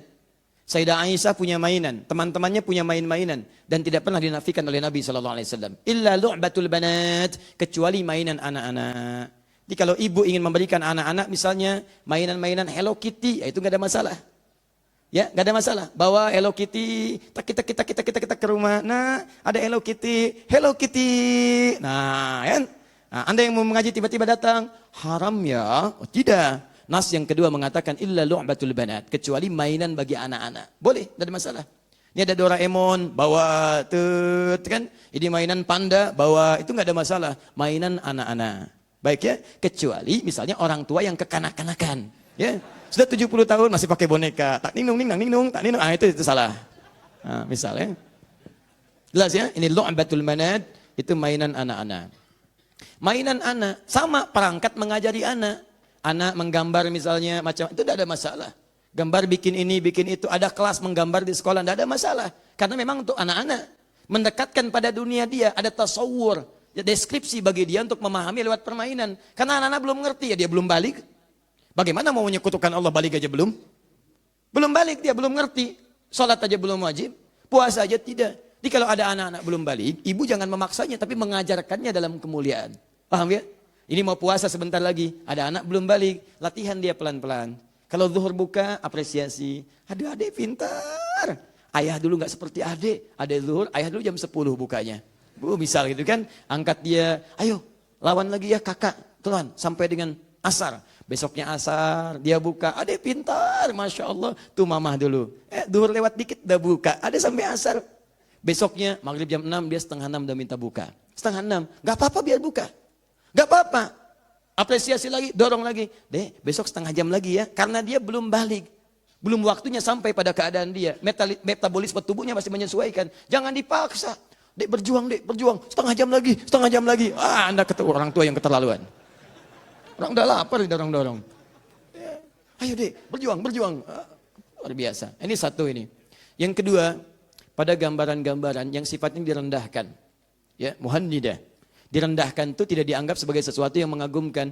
Di karpet, di bantalan, tempat tiduran, macam-macam, yang diinjak, yang macam-macam, itu nggak ada masalah. Jadi kalau gambar-gambar kemudian, taruhlah kemudian misalnya ada Hello Kitty jadi karpet, ya, ada kucing gambar ini jadi karpet, jadi diinjak-injak dan sebagainya, itu sepakat ulama itu rakman bit-thaub. Rakman bit-thaub itu artinya gambar-gambar yang ditenun pada kain-kain untuk direndahkan, jadi kain lap, kain ini macam-macam. Sehingga tidak ada kesan persaingan dengan ciptaan Allah Subhanahu wa taala. Di sini ulama-ulama dulu sepakat dengan keadaan demikian. Ini tidak ada persoalan. Dari sini kemudian berkembanglah, masa berkembang, keadaan mulai berkembang. Teman-teman sekalian, dulu ini cuma mainan. Sekarang ada perangkat-perangkat yang digunakan untuk proses pendidikan. Bisa, mohon maaf, patung hukumnya haram. Kecuali boneka barangkali untuk anak-anak kekinian sekarang. Tapi Ustaz, saya kan sedang belajar saya kedokteran. Harus belajar tentang rangka, anatomi tubuh dan sebagainya. Kadang-kadang dibuat demikian. Apa hukumnya? Pada yang demikian diambil illat maslahatnya, dikembalikan ke sini. Apa fokusnya? Sepanjang yang dimaksudkan bukan bagian dari untuk menyaingi ciptaan Allah. Tapi digunakan pada hal-hal esensi yang lain. Yang sifatnya ada maslahat atau merendahkan sesuatu sehingga berbeda dengan ciptaan Allah. Maka ini dibenarkan. Maka yang fakultas kedokteran tidak ada masalah. Yang di biologi gak ada masalah. Ketika ada misalnya rangka-rangka tertentu dan seterusnya dibuat untuk menunjukkan bagian-bagian dalam tubuh ataupun juga penggalian-penggalian pada hewan. Itu tidak ada masalah. Sekalipun sebagian ulama masih agak hati-hati. Kalau bisa bentuknya jangan sesempurna mungkin. Misal bentuk wajah, hilangkan sebagiannya, tutup misalnya kan. Baik, sehingga tidak menyerupai betul. Ada sebagian yang masih berhati-hati. Tapi dalam konteks kekinian kan nggak bisa. Kita akan pelajari bentuk hidung. Begitu ditunjuk, hidungnya nggak ada. Ini kan repot. Adik-adik, sekarang kita akan mulai ya belajar tentang mengenal hewan-hewan buas. Mari kita lihat, ibu ceritakan singa. Seperti apa gambarnya bu? Haram. Nggak bisa. Karena kita ingin menjelaskan bagaimana kemudian bentuknya. Repot gitu kan kalau nggak ada. Unta, gimana itu unta bu? Kalau mau tahu ke padang pasir aja ke sana. Oh, bisa. Kasihkan gambarnya nih begini, begini, begini, begini. Itu nggak ada masalah. Guru gambar sketsa gini, misalnya kan, inilah singa, kan? Paham ya? Baik. Yang kedua, turunan lagi misalnya. Baik, maaf di kepolisian atau di militer dan sebagainya. Dibutuhkan misalnya ahli sketsa untuk memastikan keadaan hukum. Begitu ada terjadi pencurian, dulu belum musim CCTV, bahkan sekarang masih berkembang keahlian ini. Maka datang, bagaimana saudara menurut Anda? Ciri-cirinya seperti apa? Begitu digambarkan ciri-ciri, dilukiskan begini. Apakah seperti ini? Bukan. Apakah seperti ini? Bukan. Apakah seperti ini? Mirip dikit. Apakah seperti ini? Mirip dikit. Ini mirip sekali. Oh iya, yang seperti itu. Mirip yang dimaksudkan bukan mirip ciptaan Allah. Tapi untuk mirip menemukan pelaku dari unsur kejahatan. Yang ini boleh. Ayo saudara, siap. Saya lukiskan ya. Apakah seperti ini? Tidak. Apakah seperti ini? Tidak. Udah mirip seperti ini? Bukan. Kenapa bukan sama sekali? Haram pak. Wah, Masya Allah. Ini repot yang seperti ini. Jelas ya? Dia nggak ada kepastian hukum. Bagaimana Anda bisa membantu proses kepastian hukum? Polisi kesusahan, sidang nggak terjadi-jadi dan sebagainya. Begitu di persidangan ditampakkan, apakah yang saudara maksud orang ini? Betul pak dia. Seperti gambar ini? Bukan pak. Kenapa menolak? Yang itu haram pak. Yang ini yang halal. Ada pencuri yang halal, ada gambar yang haram. Kan? Itu yang repot. Nah, sampai sini dipahami? Baik, jadi bagian pertama, kalau yang dimaksudkan lukisan-lukisan, melukis makhluk bernyawa. Ini kita nggak bicara tentang pemandangan, tentang pohon dan sebagainya. Maka ulama yang pertama, mereka berhati-hati mengatakan ini mutlak haram karena dikhawatirkan ada sesuatu gambaran terjadi dalam jiwa yang bisa merusak akidah. Kecuali dengan 3 turunan tadi. Ada maslahat hukum. Yang kedua, jadi sebagai mainan-mainan yang biasa. Ataupun yang ketiga, sesuatu yang melekat untuk sifat yang hal-hal yang rendah. Serbet misalnya, kemudian juga bantal yang ditiduri, kasur dan sebagainya. Sepanjang itu tidak menghadirkan hal-hal dengan sifat haram turunan. Sifat haram turunan itu misalnya, maaf, gambar-gambar yang tidak elok. Kalau itu halal dong gambar misalnya di bantal, karena tidak dimirip-miripkan. Tapi bantalnya gambar Madonna misalnya, nah, itu nggak tepat juga.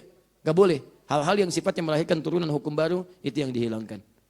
Saya ingin mimpi bisa main bola seperti Lionel Messi misalnya kan. Bikin bantal Lionel Messi. Seakan-akan tidur bersama Messi. Itu nggak boleh.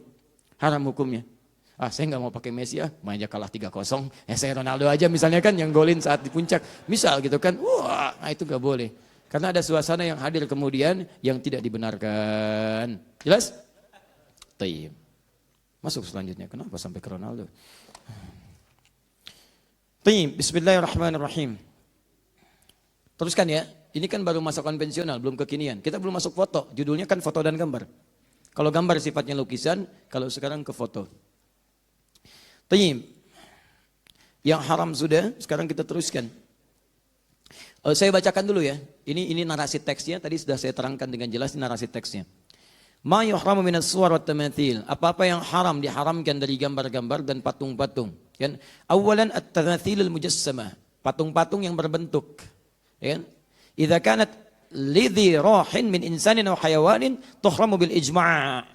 Jika yang dimaksudkan patung-patung itu adalah patung-patung manusia atau hewan-hewan yang tadi dengan maksud-maksud yang saya sebutkan tadi. Ya, begitu dibikin untuk kekaguman, untuk macam-macam sehingga melahirkan gambaran-gambaran yang merusak akidah. Itu haram hukumnya. Haram hukumnya. Dan itu ijma'. Ijma' ingat, semua ulama sepakat. Ulama sepakat. Nabi menyampaikan, sahabat menerima, tabi'in kemudian mengamalkan, dan ulama semua sepakat. Anda Nabi bukan, Rasul bukan, sahabat bukan, tabi'in juga bukan, ulama juga bukan. Bikin kesepakatan baru. Anda aneh. Anda aneh. Ya? Inna malaikata la tadkhulu baitan fihi kalbun wala suratun wala tamathil wala junubun. Malaikat tidak akan pernah masuk ke dalam satu rumah yang di dalamnya ada sifat-sifat, ada anjing di dalamnya, ada kemudian gambar-gambar, ada patung-patung dan juga tidak juga bagi orang yang dalam keadaan junub dan belum dia bersuci di situ. Maka di sini ilat hukumnya, jika Anda menemukan hal demikian lebih baik kemudian Anda sesuaikan.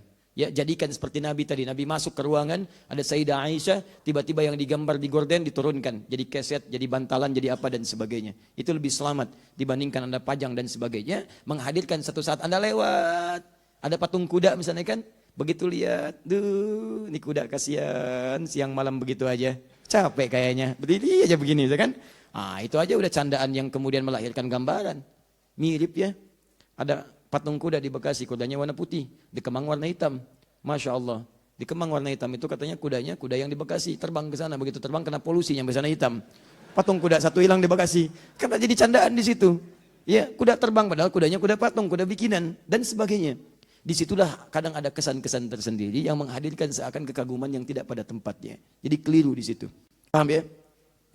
Kemudian, thaniyan, as-suratul musawwara bil yad lidhi rohin haramun bil ittifaq. Juga ulama sepakat bahwa gambar-gambar yang memiliki roh yang tadi saya sampaikan tadi, dilukis tapi ya, bukan foto nih, ini masih lukisan. Yang dilukis sengaja. Nah ini ketika melukis itu kan tadi saya sampaikan seakan-akan ada kesan gitu.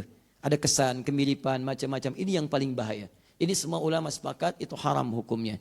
Dengan hadis Nabi SAW, inna ashaba hadhihi suwar yu'adzabuna yaumal qiyamah. Yuqalu lahum ahyu ma khalaqtum. Ya, maka orang-orang seperti ini itu dijamin siksa di neraka dan dikatakan pada mereka, ayo coba berikan nyawa apa yang telah kamu buat itu. Nah kemudian teman-teman sekalian, nah ini as-suratu idza kanat barizatan tush'aru bit-ta'zim. Awas hati-hati. Memang dia ada sifat-sifat misalnya tidak seperti tadi. Enggak ada menghadirkan, mohon maaf ya. Ini kita mulai lompat nih kepada yang kontemporer. Dia bukan dilukis, dia bukan dibuat oleh tangan, tapi misalnya gambar-gambar utuh seperti foto dan sebagainya. Tapi tush'aru bita'zim itu dimunculkan untuk mengesankan pengagungan sampai ke pengkultusan. Itu pun nggak boleh. Saya memang nggak melukis, ini foto. Fotonya kemudian ditempel. Dari tempelan itu misalnya saya pasang foto misalnya, maaf ya, si fulan, si fulana atau macam-macam atau bahkan misalnya tokoh-tokoh dari nasional, tokoh-tokoh pemain bola, tokoh ini macam-macam saya tempelkan dan di situ ada kesan pengkultusan. Begitu dipajangkan ada kultus. Mau tidur, melihat gambar ini seakan-akan adem rasanya. Ada pancaran dari pandangan matanya, Padahal gambar, cicak masuk ke situ, tertutup matanya. Nah itu kan bahaya juga di situ. Nah, jadi teman-teman sekalian, dalam kondisi ini, gambar-gambar pun yang sifatnya ada pengkultusan dan sebagainya, itu para ulama mengatakan haramun. Ya, hadisnya, wa mu'allaqah. Nah ini yang tadi saya sampaikan, ditempel-tempel bihaitsu yara haddakhil haramun aidan bila khilaf li hadits Aisyah radhiyallahu taala anha qalat kana lahu satrun fihi timthalun ta'ir wa kana ad-dakhil idza dakhala istaqbalahu faqala Rasulullah sallallahu alaihi wasallam hawwili anni hadha fa inni kullama ra'aitu dzakartu ad-dunya. Begitu melihat Sayyidah Aisyah punya gambaran dari burung. Begitu melihat Nabi masuk, aduh tolonglah palingkan aku dari ini. Setiap saya melihat ini kayaknya saya lebih lekat dengan dunia. Takut kehilangan misi saya sebagai Nabi SAW. Jadi begitu orang lihat ada kekaguman, ada macam-macam dan sebagainya. Bahkan gambar-gambar tertentu ada unsur pengkultusan yang ini dihindari. Paham ya? Baik. Kemudian teman-teman apa yang boleh? Ya, apa yang boleh? Yang boleh dari gambar dan patung. Ini ulama sepakat. Jadi tidak semuanya haram, ada yang boleh juga. Jangan sampai Anda ambil kesimpulan semua gambar haram semua. Tidak. Rumahnya putih, nggak ada apa-apanya gitu kan? Baik, kalau Anda ingin tempelkan silakan tempelkan yang mana yang halal, gantungkan yang halal, simpan yang halal, yang haram Anda tinggalkan. Tayyib. Apa di antaranya? Kullu suratin aw timthalin lima laysa bidhirahin kataswiril jamadat wal anhar wal ashjar wa ma ila dzalik. Jadi silahkan Anda boleh tempelkan misalnya gambar-gambar, pertama disepakati oleh ulama. Jenis yang pertama gambar-gambar yang tidak mengandung roh secara langsung. Pohon, lukisan misalnya bunga, itu kan?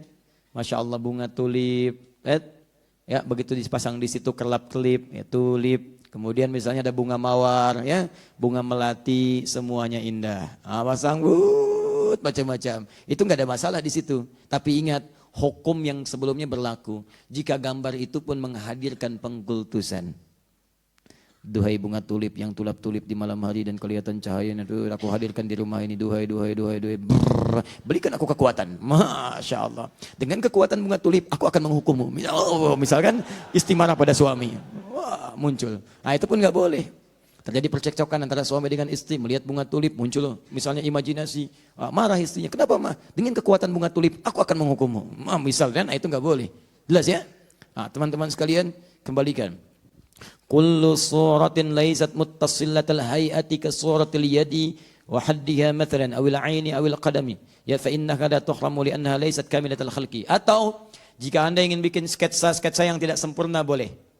Ya, misalnya mohon maaf ada gambaran-gambaran misalnya sebagian tidak sempurna, wajah tidak ada misalnya bagian tampaknya, sebagiannya gambar, itu nggak ada masalah, nggak ada masalah. Seperti buku-buku tampilan atau brosur-brosur tampilan, ya yang sifatnya gambar bukan foto ya, sifatnya gambar. Nah itu Anda misalnya hilangkan sebagian, itu sifatnya disepakati tidak ada masalah, boleh, sah-sah saja. Ibu bahkan misalnya, maaf, kan ada jualan pakaian kan, jualan pakaian tuh kadang dilekatkan ya pada ornamen-ornamen. Ya, supaya ukurannya pas. Nah, contohnya ini nih.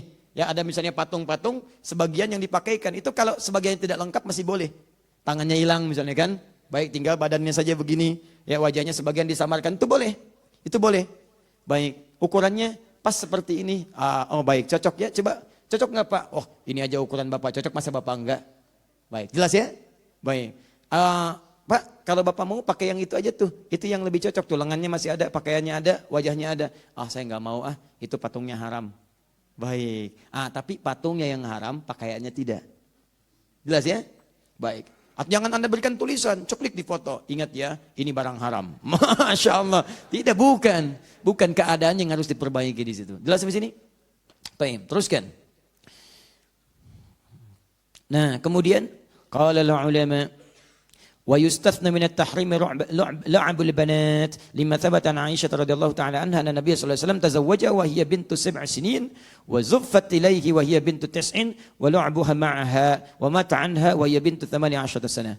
Teman-teman sekalian, maaf. Dan yang ketiga disepakati yang tadi saya sampaikan, mainan-mainan bagi anak-anak itu tidak ada masalah. Jadi kalau Anda ingin sekolahkan anak atau anak di pelajaran sekolahnya ada kelas menggambar, kelas melukis tuh anak-anak itu tidak ada masalah. Karena anak-anak itu sifatnya dia belum dihukumi dengan sifat-sifat hukum. Dia belum ada sifat balighnya. Itu hanya penjabaran untuk melatih bagian-bagian dalam tubuhnya. Sehingga responnya cepat, stimulus otaknya, macam-macamnya, ya dan seterusnya. Sehingga dengan itu diharapkan perkembangannya menjadi lebih cepat, motoriknya dan seterusnya. Ada juga turunan dari ini. Semacam Anda misalnya mengambil jurusan-jurusan yang spesifik menghadirkan maslahat. Misal tadi Anda ingin misalnya berdinas di kepolisian atau di militer untuk sketsa-sketsa tertentu, ambil jurusan itu di desain grafis, boleh, nggak ada masalah untuk hal yang sifatnya maslahat. Kecuali kalau tujuan Anda masuk di kampus itu untuk menggambar hal-hal yang tadi tidak dibenarkan, itu yang haram hukumnya. Di keahlian Anda boleh dipakai dengan hal-hal yang dibenarkan secara agama. Tidak dilarang Anda masuk desain grafis, silakan aja. Dan pakai itu untuk hal-hal yang membantu agama, boleh. Silakan bikin desain, arsitektur, hal-hal yang dibenarkan, sketsa-sketsa yang bagus, hal-hal yang memberikan gambaran maslahat, itu gak ada masalah, silahkan. Sah hukumnya. Ya, jelas sampai sini? Terakhir, fotografi. Hukmu taswir al-fotografi. Baik, jadi fotografi itu kata-kata baru. Makanya padanannya dalam bahasa Arab tidak ditemukan. Ya, maka fotografi bahasa Arabnya fotografi. Ya, jadi kalau Anda ingin menerjemahkan sesuatu yang tidak di Arab, jangan di asal-asal, sebutkan sesuai dengan asalnya. Ya, jadi jangan direka-reka. Misal, tadi ngaji di mana? Tanya orang Arab. Min aina ant darast? Anda katakan di Kota Baru Parahyangan, katakan darastu fi Jami' Ar-Rahman Kota Baru Parahyangan. Spellingnya sama, Kota Baru Parahyangan. Jangan diarab-arabkan. Min aina anta? Kutubulu Parahyangan. Begitu dia datang, dia nanya pada orang lain, salah jawaban. Datang dia besok-besok nanya, aina kutubulu Parahyangan. Gak akan ketemu alamatnya. Sama Garut, sebutkan Garut, pakai ghain, jangan pakai qaf. Ya, min aina anta? Min Garut. Garut. Begitu teman Anda dari Arab main ke sini nanya di bandara, uridu Garut, saya pengen ke Garut. Langsung ditunjukkan. Jangan terlalu inovatif. Korut. Begitu tanya, aina Korut, dibalikin lagi ke pesawat, dibawa ke Korea. Itu yang repot. Nah ini sama hukmut taswir al fotografi. Fotografi itu diserap, namanya mu'arab, dari yang asing kepada Arab. Paham ya? Sama Bogor. Min aina anta? Bugur. Wah, kadang-kadang diganti pakai jim, ini yang repot. Sudah. Karena ada di Arab, orang Mesir, Anda bahaya orang Mesir, jim itu dibaca ghain. Jannah, gannah, jannah, jannah, gannah, janahun, ganahun. Qaf, kadang-kadang pakai hamzah, suq jadi su. Nah itu orang-orang di Mesir itu. Makanya mesti hati-hati. Bogor, pakai ghain, jadikan jim oleh Anda. Itu yang repot. Sudah, fotografi. Lama-lama jadi fiksi nanti. يرى بعض المتأخرين من الفقهاء أن التصوير الشمسي الفوتوغرافي لا يدخل في دائرة التحريم. Ulama-ulama kontemporer berpendapat bahwa ada masalah kontemporer yang tidak ditemukan di masa lalu dan tidak sama hukumnya karena berbeda sifatnya. Masalah itu disebut dengan fotografi. Beda kalau yang lain tadi surah, taswir, sifatnya digambar, gambar-gambar. Dari prosesnya udah beda prosesnya. Sebab begini, ketika Anda melukis, kan ada proses diri Anda yang menggambar di situ. Ah kayaknya nggak mirip nih, kayaknya nggak mirip. Tuh dari perkataan aja sudah muncul kalimat di situ. Ganti lagi jadi lebih mirip, ganti lagi jadi lebih sesuai. Seperti ini ya, bagus sekali ya. Seperti aslinya. Itu yang bahaya. Tapi kalau fotografi emang sudah asli. Saya ngambil foto Anda, nggak mungkin muncul kambing. Pasti Anda di situ. Pasti Anda. Silakan cek. Atau begitu di foto, seklik, yang muncul si Amang misalnya, nggak mungkin, mustahil. Saya foto Anda, yang muncul Anda. Saya foto singa, yang muncul singa. Itu yang disebut dengan fotografi. Paham ya? Optiknya jalan di situ. Blok, seketika muncul. Seperti Anda melihat cermin seperti ini, gambarannya ada. Cuman bedanya fotografi tidak bergerak-gerak, Anda di cermin bergerak-gerak. Maka dari sini ulama mutakhir dan kontemporer mengatakan beda cara, beda hukum. Beda proses, lain hukum. Karena itu dari segi prosesnya kata ulama mutakhirin, laisa min dairatit tahrim. Foto-foto kontemporer dari fotografi yang jadi sesuai aslinya, mirip seketika, tidak ada proses yang sama seperti sebelumnya, itu tidak masuk dalam lingkaran yang haram. Artinya boleh. Satu ya. Pendapat yang di sini umumnya para ulama berpendapat demikian. Jadi jenis pertama, ini saya belum mulai turunan nih, saya baru mulai hukum asal, belum ada hukum turunan. Ingat, setiap yang halal itu bisa jadi haram dalam kondisi tertentu. Seperti yang haram bisa jadi halal dalam kondisi tertentu. Misal, uang itu halal sifatnya kita gunakan. Jangan jauh-jauh, ini air halal sifatnya. Saya beri uang halal, punya uang halal, beli air sifatnya halal, saya simpan di sini, ini halal. Tapi halalnya kan punya saya, yang halal punya saya, yang minum Anda tanpa izin. Maka ini jadi haram bagi Anda. Halal bisa berubah jadi haram dengan kondisi tertentu. Haram bisa berubah jadi halal. Babi hukumnya haram. Sepakat ulama.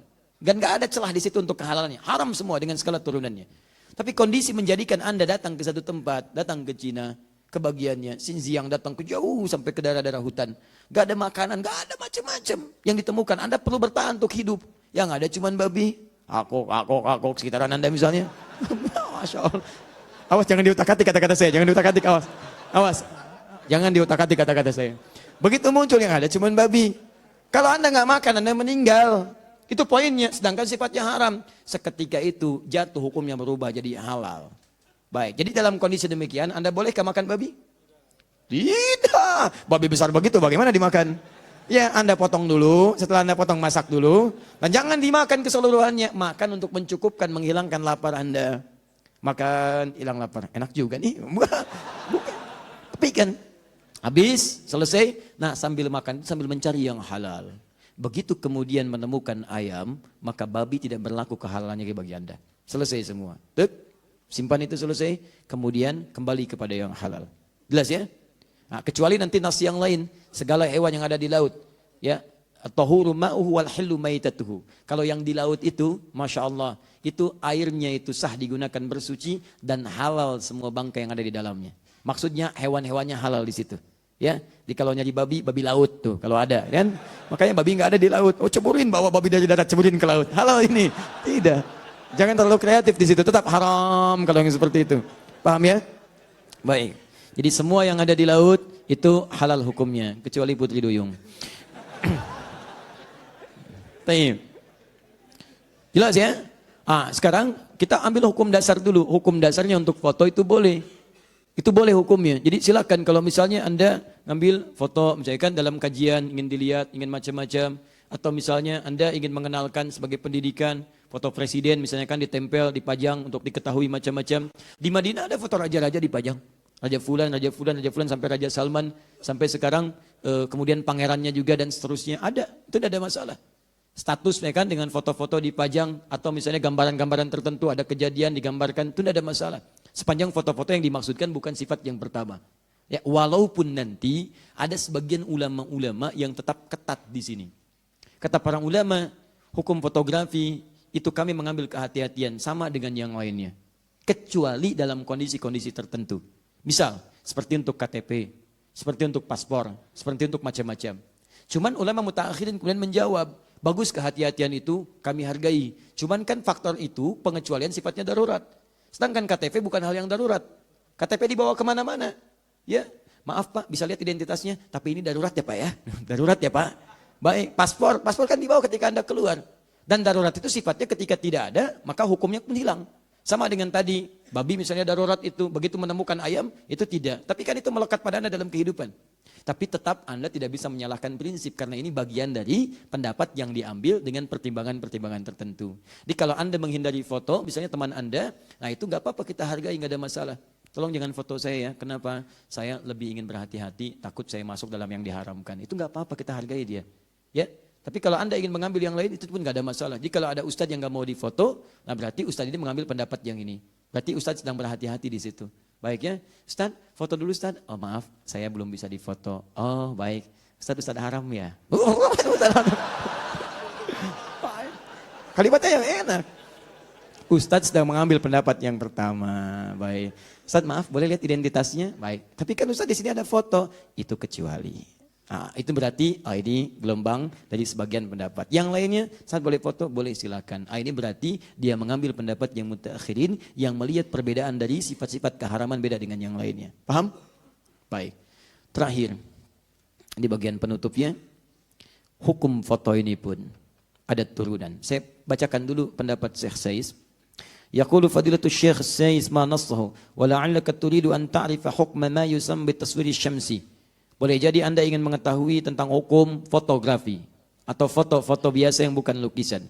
Fanaqul, maka kami berpendapat yumkinuka an taqula inna hukmaha hukmu raqmi fi thawb wa qad 'alimta istithna'ahu nassan.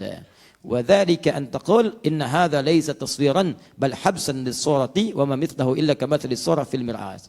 Kata beliau, kalau Anda ingin tahu hukumnya seperti itu, maka hukumnya hukum dikecualikan dari yang haram, seperti halnya lukisan yang dijadikan sebagai raqmun fit thawb, sampai lukisan yang direndahkan, jadi bantal, jadi macam-macam. Itu hukumnya sama dengan itu. Disilahkan, di situ boleh-boleh saja sepanjang, catatan yang terakhir, hukum turunannya. Sepanjang foto itu tidak memiliki hukum turunan haram. Pornografi, haram. Gambar, ceklik foto, yang diharamkan, itu nggak boleh. Kan hukum foto halal, iya hukumnya halal. Tapi cara Anda berpose itu haram. Jelas ya? Maaf, hukumnya misalnya tidak melahirkan pornografi. Busananya ada, lengkap, bagus dan sebagainya. Cuman tampil ria di situ.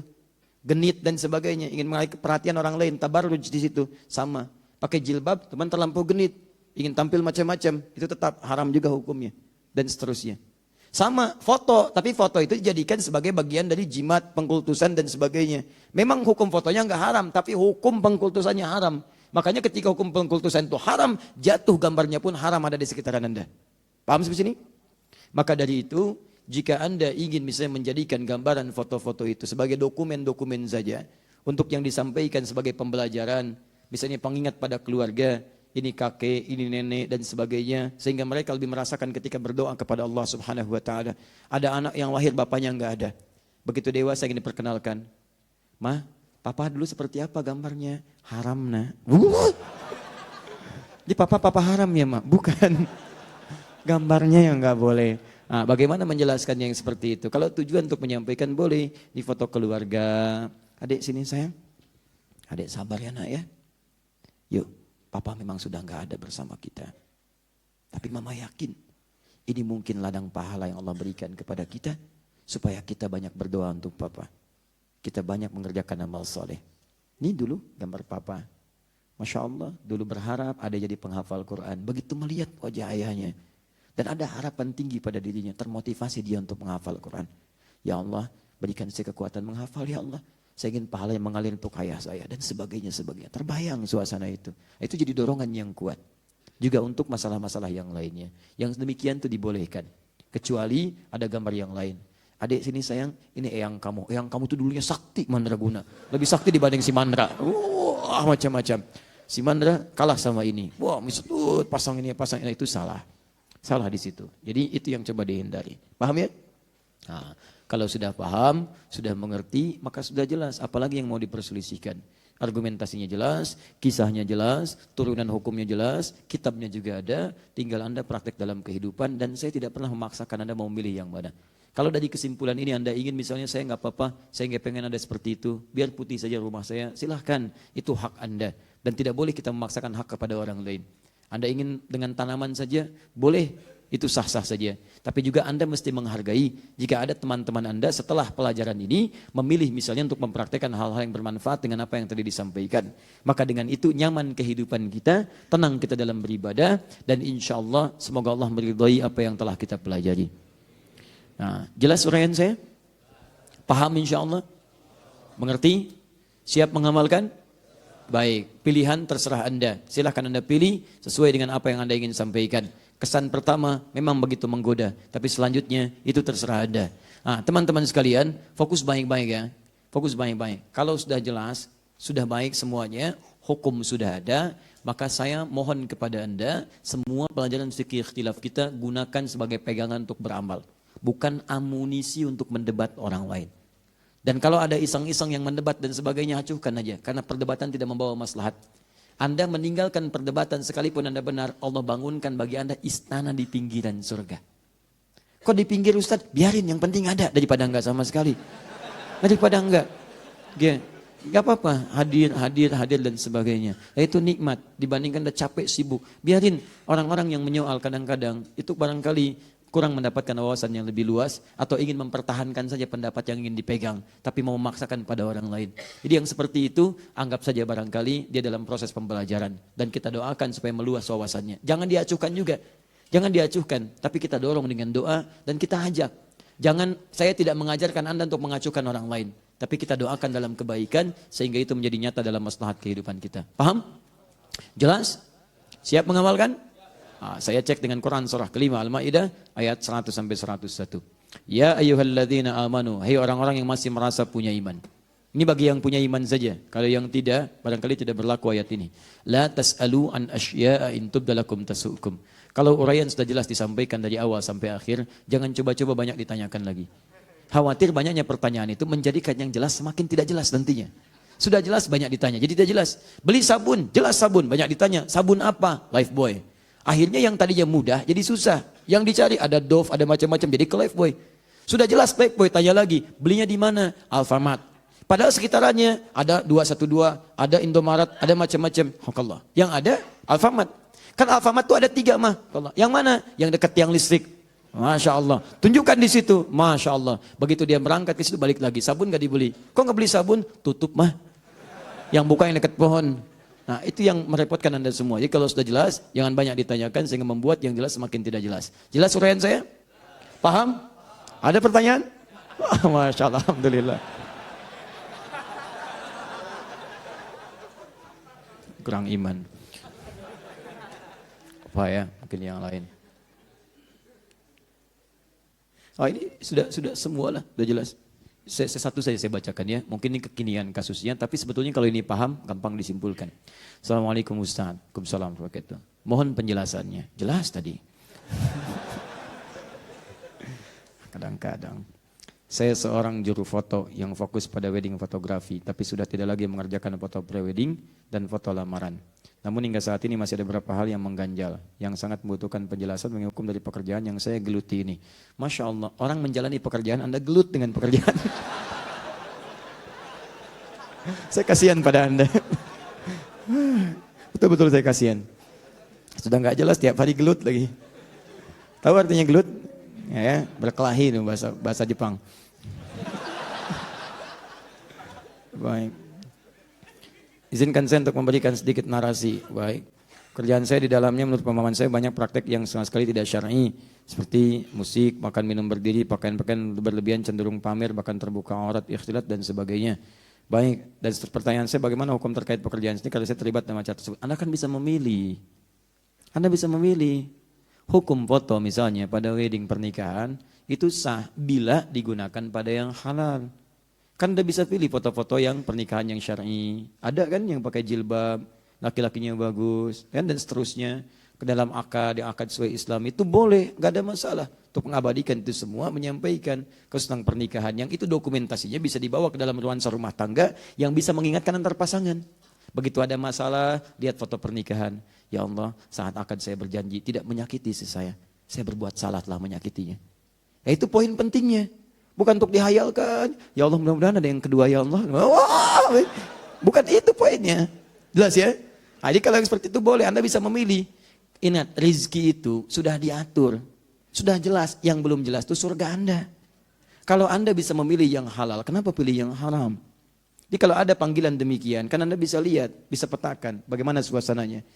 Jangan, Anda boleh mempertahankan profesi Anda, tapi Anda pilih alokasikan pada yang mulia, yang dibenarkan oleh tuntunan syariat. Yang tidak baiknya Anda hindari. Paham ya? Baik. Saya kira itu dulu lah untuk saat ini. Untuk yang lainnya nanti kita bahas dalam pertemuan yang lain. Teman-teman sekalian, jika Anda menemukan yang benar dalam uraian yang saya sampaikan, itu hakikatnya petunjuk Allah. Dan isyarat dari Rasulullah untuk kita amalkan. Tapi jika Anda menemukan sesuatu yang kurang atau keliru, Anda kemudian boleh sampaikan, saya dengan berbesar hati kemudian meralatnya dan menyampaikan bahwa ini keliru, Anda yang benar. Atau juga saya tidak menghalangi Anda untuk belajar dari ustadz yang lainnya sehingga mendapatkan wawasan lebih luas untuk perbandingan-perbandingan dalam mengambil kesimpulan hukum. Silahkan saja, saya tidak memaksa Anda harus ikut kepada saya ataupun yang lain. Anda bebas memilih dengan catatan pilihan itu didasari argumentasi yang sesuai dengan Al-Quran dan Sunnah. Baik teman-teman sekalian, saya kira itu yang saya sampaikan. Saya mohon maaf karena barangkali ini akan jadi pertemuan terakhir kita dalam pembahasan fikih ikhtilaf. Dan saya akan pergi meninggalkan Indonesia bulan depan. Karena itu ini jadi bagian terakhir pertemuan. Saya mohon maaf jika selama ini ada sesuatu yang kurang berkenan dan perilaku-perilaku yang tidak pantas dilakukan. Saya mohon maaf sekali lagi karena ini menjadi hal yang terakhir kita bertemu sebelum Ramadan. Ya, nanti setelah Ramadan kita insya Allah bertemu kembali ya dalam kajian-kajian yang lainnya. Baik. Ya, sebelum Ramadan ya panitia, tenang aja, nanti setelah Ramadan kita susun jadwal lagi. Kita akan tuntaskan masalah-masalah. Saya izin mengumumkan dulu 3 hal penting. Yang pertama, seperti biasa, kita akan berikan kurikulum pembahasan supaya tidak melebar dalam bahasan-bahasan fikih ikhtilaf. Kalau sudah selesai fikih ikhtilaf, kita akan bahas namanya fikih aulawiyah, fikih prioritas. Karena ini sangat penting sekali, karena banyak orang yang keliru kemudian menerapkan praktek agama dalam kehidupan karena tidak tahu prioritas. Sekarang ada misalnya, saya kasih gambaran begini. Ada tren hijrah. Hijrah itu seperti apa proses yang benarnya? Anda misalnya ada di bank konvensional, tiba-tiba tahu ini haram nih hukumnya. Kemudian setelah itu Anda putuskan keluar. Persoalannya ketika keluar Anda tidak menemukan alternatif yang lain. Dari ini menjadi misalnya jadi pekerjaan yang lain. Saya tidak perlu sebutkan lah supaya tidak mengecilkan pekerjaan-pekerjaan dimaksud. Kemudian persoalannya dari pekerjaan ini sudah mapan kehidupan, pindah kepada keadaan yang harus menyesuaikan dan dalam. Sedangkan mohon maaf, penyesuaian dari gaya hidup itu berbeda. Kan saya sering katakan F1 sama dengan F2. Ya, gaya gerak sama dengan gaya dorong. Income yang besar, gayanya yang keluar beda. Income kecil, gaya yang keluar lain. Dan hukum gaya itu bersanding lurus dengan hukum tekanan, Pascal. F berbanding lurus dengan P. Gaya berbanding lurus dengan tekanan. Tekanan di atas beda dengan tekanan di bawah. Karena itu semakin banyak gaya, semakin tertekan. Nah keadaan ketika mundur ke bawah, bagaimana menjadikan jembatannya? Tidak sedikit orang yang kemudian hijrah tiba-tiba lompat dalam keadaan tertentu, kemudian dia gagal menjalani kehidupan dan menyimpulkan hijrahnya yang keliru. Sehingga kembali pada maksiat yang serupa. Dan ini sering terjadi dalam kehidupan. Karena itu mesti ada jembatan-jembatan itu nanti yang dikenal dengan fikih prioritas. Selain hukum-hukum, bagaimana kalau sedang Anda kuliah tiba-tiba adzan? Bagaimana kalau sedang rapat tiba-tiba adzan? Mana yang diprioritaskan? Bagaimana ketika sedang sholat tiba-tiba mati lampu, padam lampunya, gitu kan? Apa yang harus dilakukan? Apakah melewati saf? Mau keluar saf? Takut dihukum lebih daripada 40, gitu kan? Baik, tapi kalau tidak dilakukan, terus-terusan dari belakang. Gitu kan? Mana yang harus dilakukan? Nah itu namanya fikih prioritas. Paham ya? Baik, teman-teman sekalian. 2, insya Allah perihal Ramadan, kita mungkin ada ta'lim khusus nanti, dan terkhusus nanti setiap akan ada awal buka puasa, insya Allah nanti kami akan tayang di Trans TV menjelang buka, ada kultum yang temanya sudah kami susun, dan alhamdulillah mau mengikuti apa yang telah kami susun, dan apa yang kami ingin sampaikan diikuti semuanya, sehingga dengan itu nyaman kita menyampaikan sesuatu. Insya Allah ada tema-tema khusus di setiap awal-awal buka puasa di Trans TV dari menjelang buka. Kemudian yang terakhir, saya ingin mengajak Anda semua tanpa kecuali, ayo kita rubah lembaran baru kehidupan kita. Lebih baik lagi daripada sebelumnya. Dan ajakan pertama saya, ayo kita dekati Al-Quran. Kita cintai Al-Quran. Kami punya target tahun ini, saya ingin berharap ada 100.000 penghafal Quran baru di negeri tercinta ini. Kita itu 200 juta, berapa yang dekat dengan Quran? Kita harus bikin target tiap tahun terus. Kalau belum Anda, anaknya, cucunya. Ayo, saya ingin ajak Anda, ayo kita mendekat kepada Al-Quran. Dengan menghafalkannya, dengan memahaminya, kami merumuskan kemudian satu buku Muslim Zaman Now hafal Quran dalam 30 hari, disandingkan dengan mushafnya diberi nama At-Taisir. Insya Allah mushafnya akan dibagikan gratis, itu saat di IBF. Kami cetak yang kedua ini ada 5.000 sampai 7.000, dan kita akan terus cetak kembali, ada rezeki kita cetak, insya Allah kita kemudian akan bagikan secara gratis. Ingat ya, saya tidak memperjualbelikan mushaf, saya tidak berbisnis dengan Al-Quran.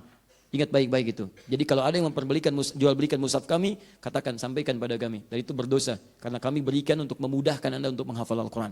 Saya ingin ajak Anda, ajak syiarnya. Mungkin kalau Anda bisa ke IBF, Islamic Book Fair, di sana akan dibagikan di bulan ini, tanggal 18 sampai 22 April. Khusus hari Jumat, tanggal 20 April, itu jamnya ba'da asar, sekitar 16 sampai menjelang maghrib. Saya akan ada khusus di sana untuk memberikan tips singkat untuk cara cepat menghafal Al-Quran. Ya, dan bukunya nanti yang MZN mungkin sebagian ada di sini, selebihnya nanti kita dapati di IBF. Dan di situ kita akan berikrar kembali, termasuk alumni Istiqlal, kita akan gemakkan se-JCC bagi pengunjung yang datang bahwa kita adalah ahli Quran yang akan mendekat kepada Allah Subhanahu wa taala. Dan saya tidak tahu apakah itu bagian dari sejarah Anda ada di situ, atau barangkali Anda bisa terhubung untuk menghadirkan niat menjadi bagian dari ahli Quran ketika kembali kepada Allah Subhanahu wa taala. Yang terakhir, bertakwalah kepada Allah, tingkatkan ketaatan, pulanglah ke rumah, jadilah keluarga yang bertakwa. Suami pulang ke rumah, bimbing istrinya, ibu bimbing anak-anaknya, semua kompak, harus ada perubahan mulai saat ini, sehingga menjadi keluarga yang soleh kembali pada Allah Subhanahu wa taala. Saya tidak punya permintaan, kecuali satu saja. Satu saat saya bisa pulang lebih dulu dibandingkan dengan Anda. Tapi mohon, dalam setiap sujud Anda, mohon mintalah dan doakan kepada Allah, supaya Allah berkenan mengampuni dosa-dosa saya dan dosa kedua orang tua saya. Subhanakallahumma bihamdika asyhadu an la ilaha illa anta astaghfiruka wa atubu ilaik.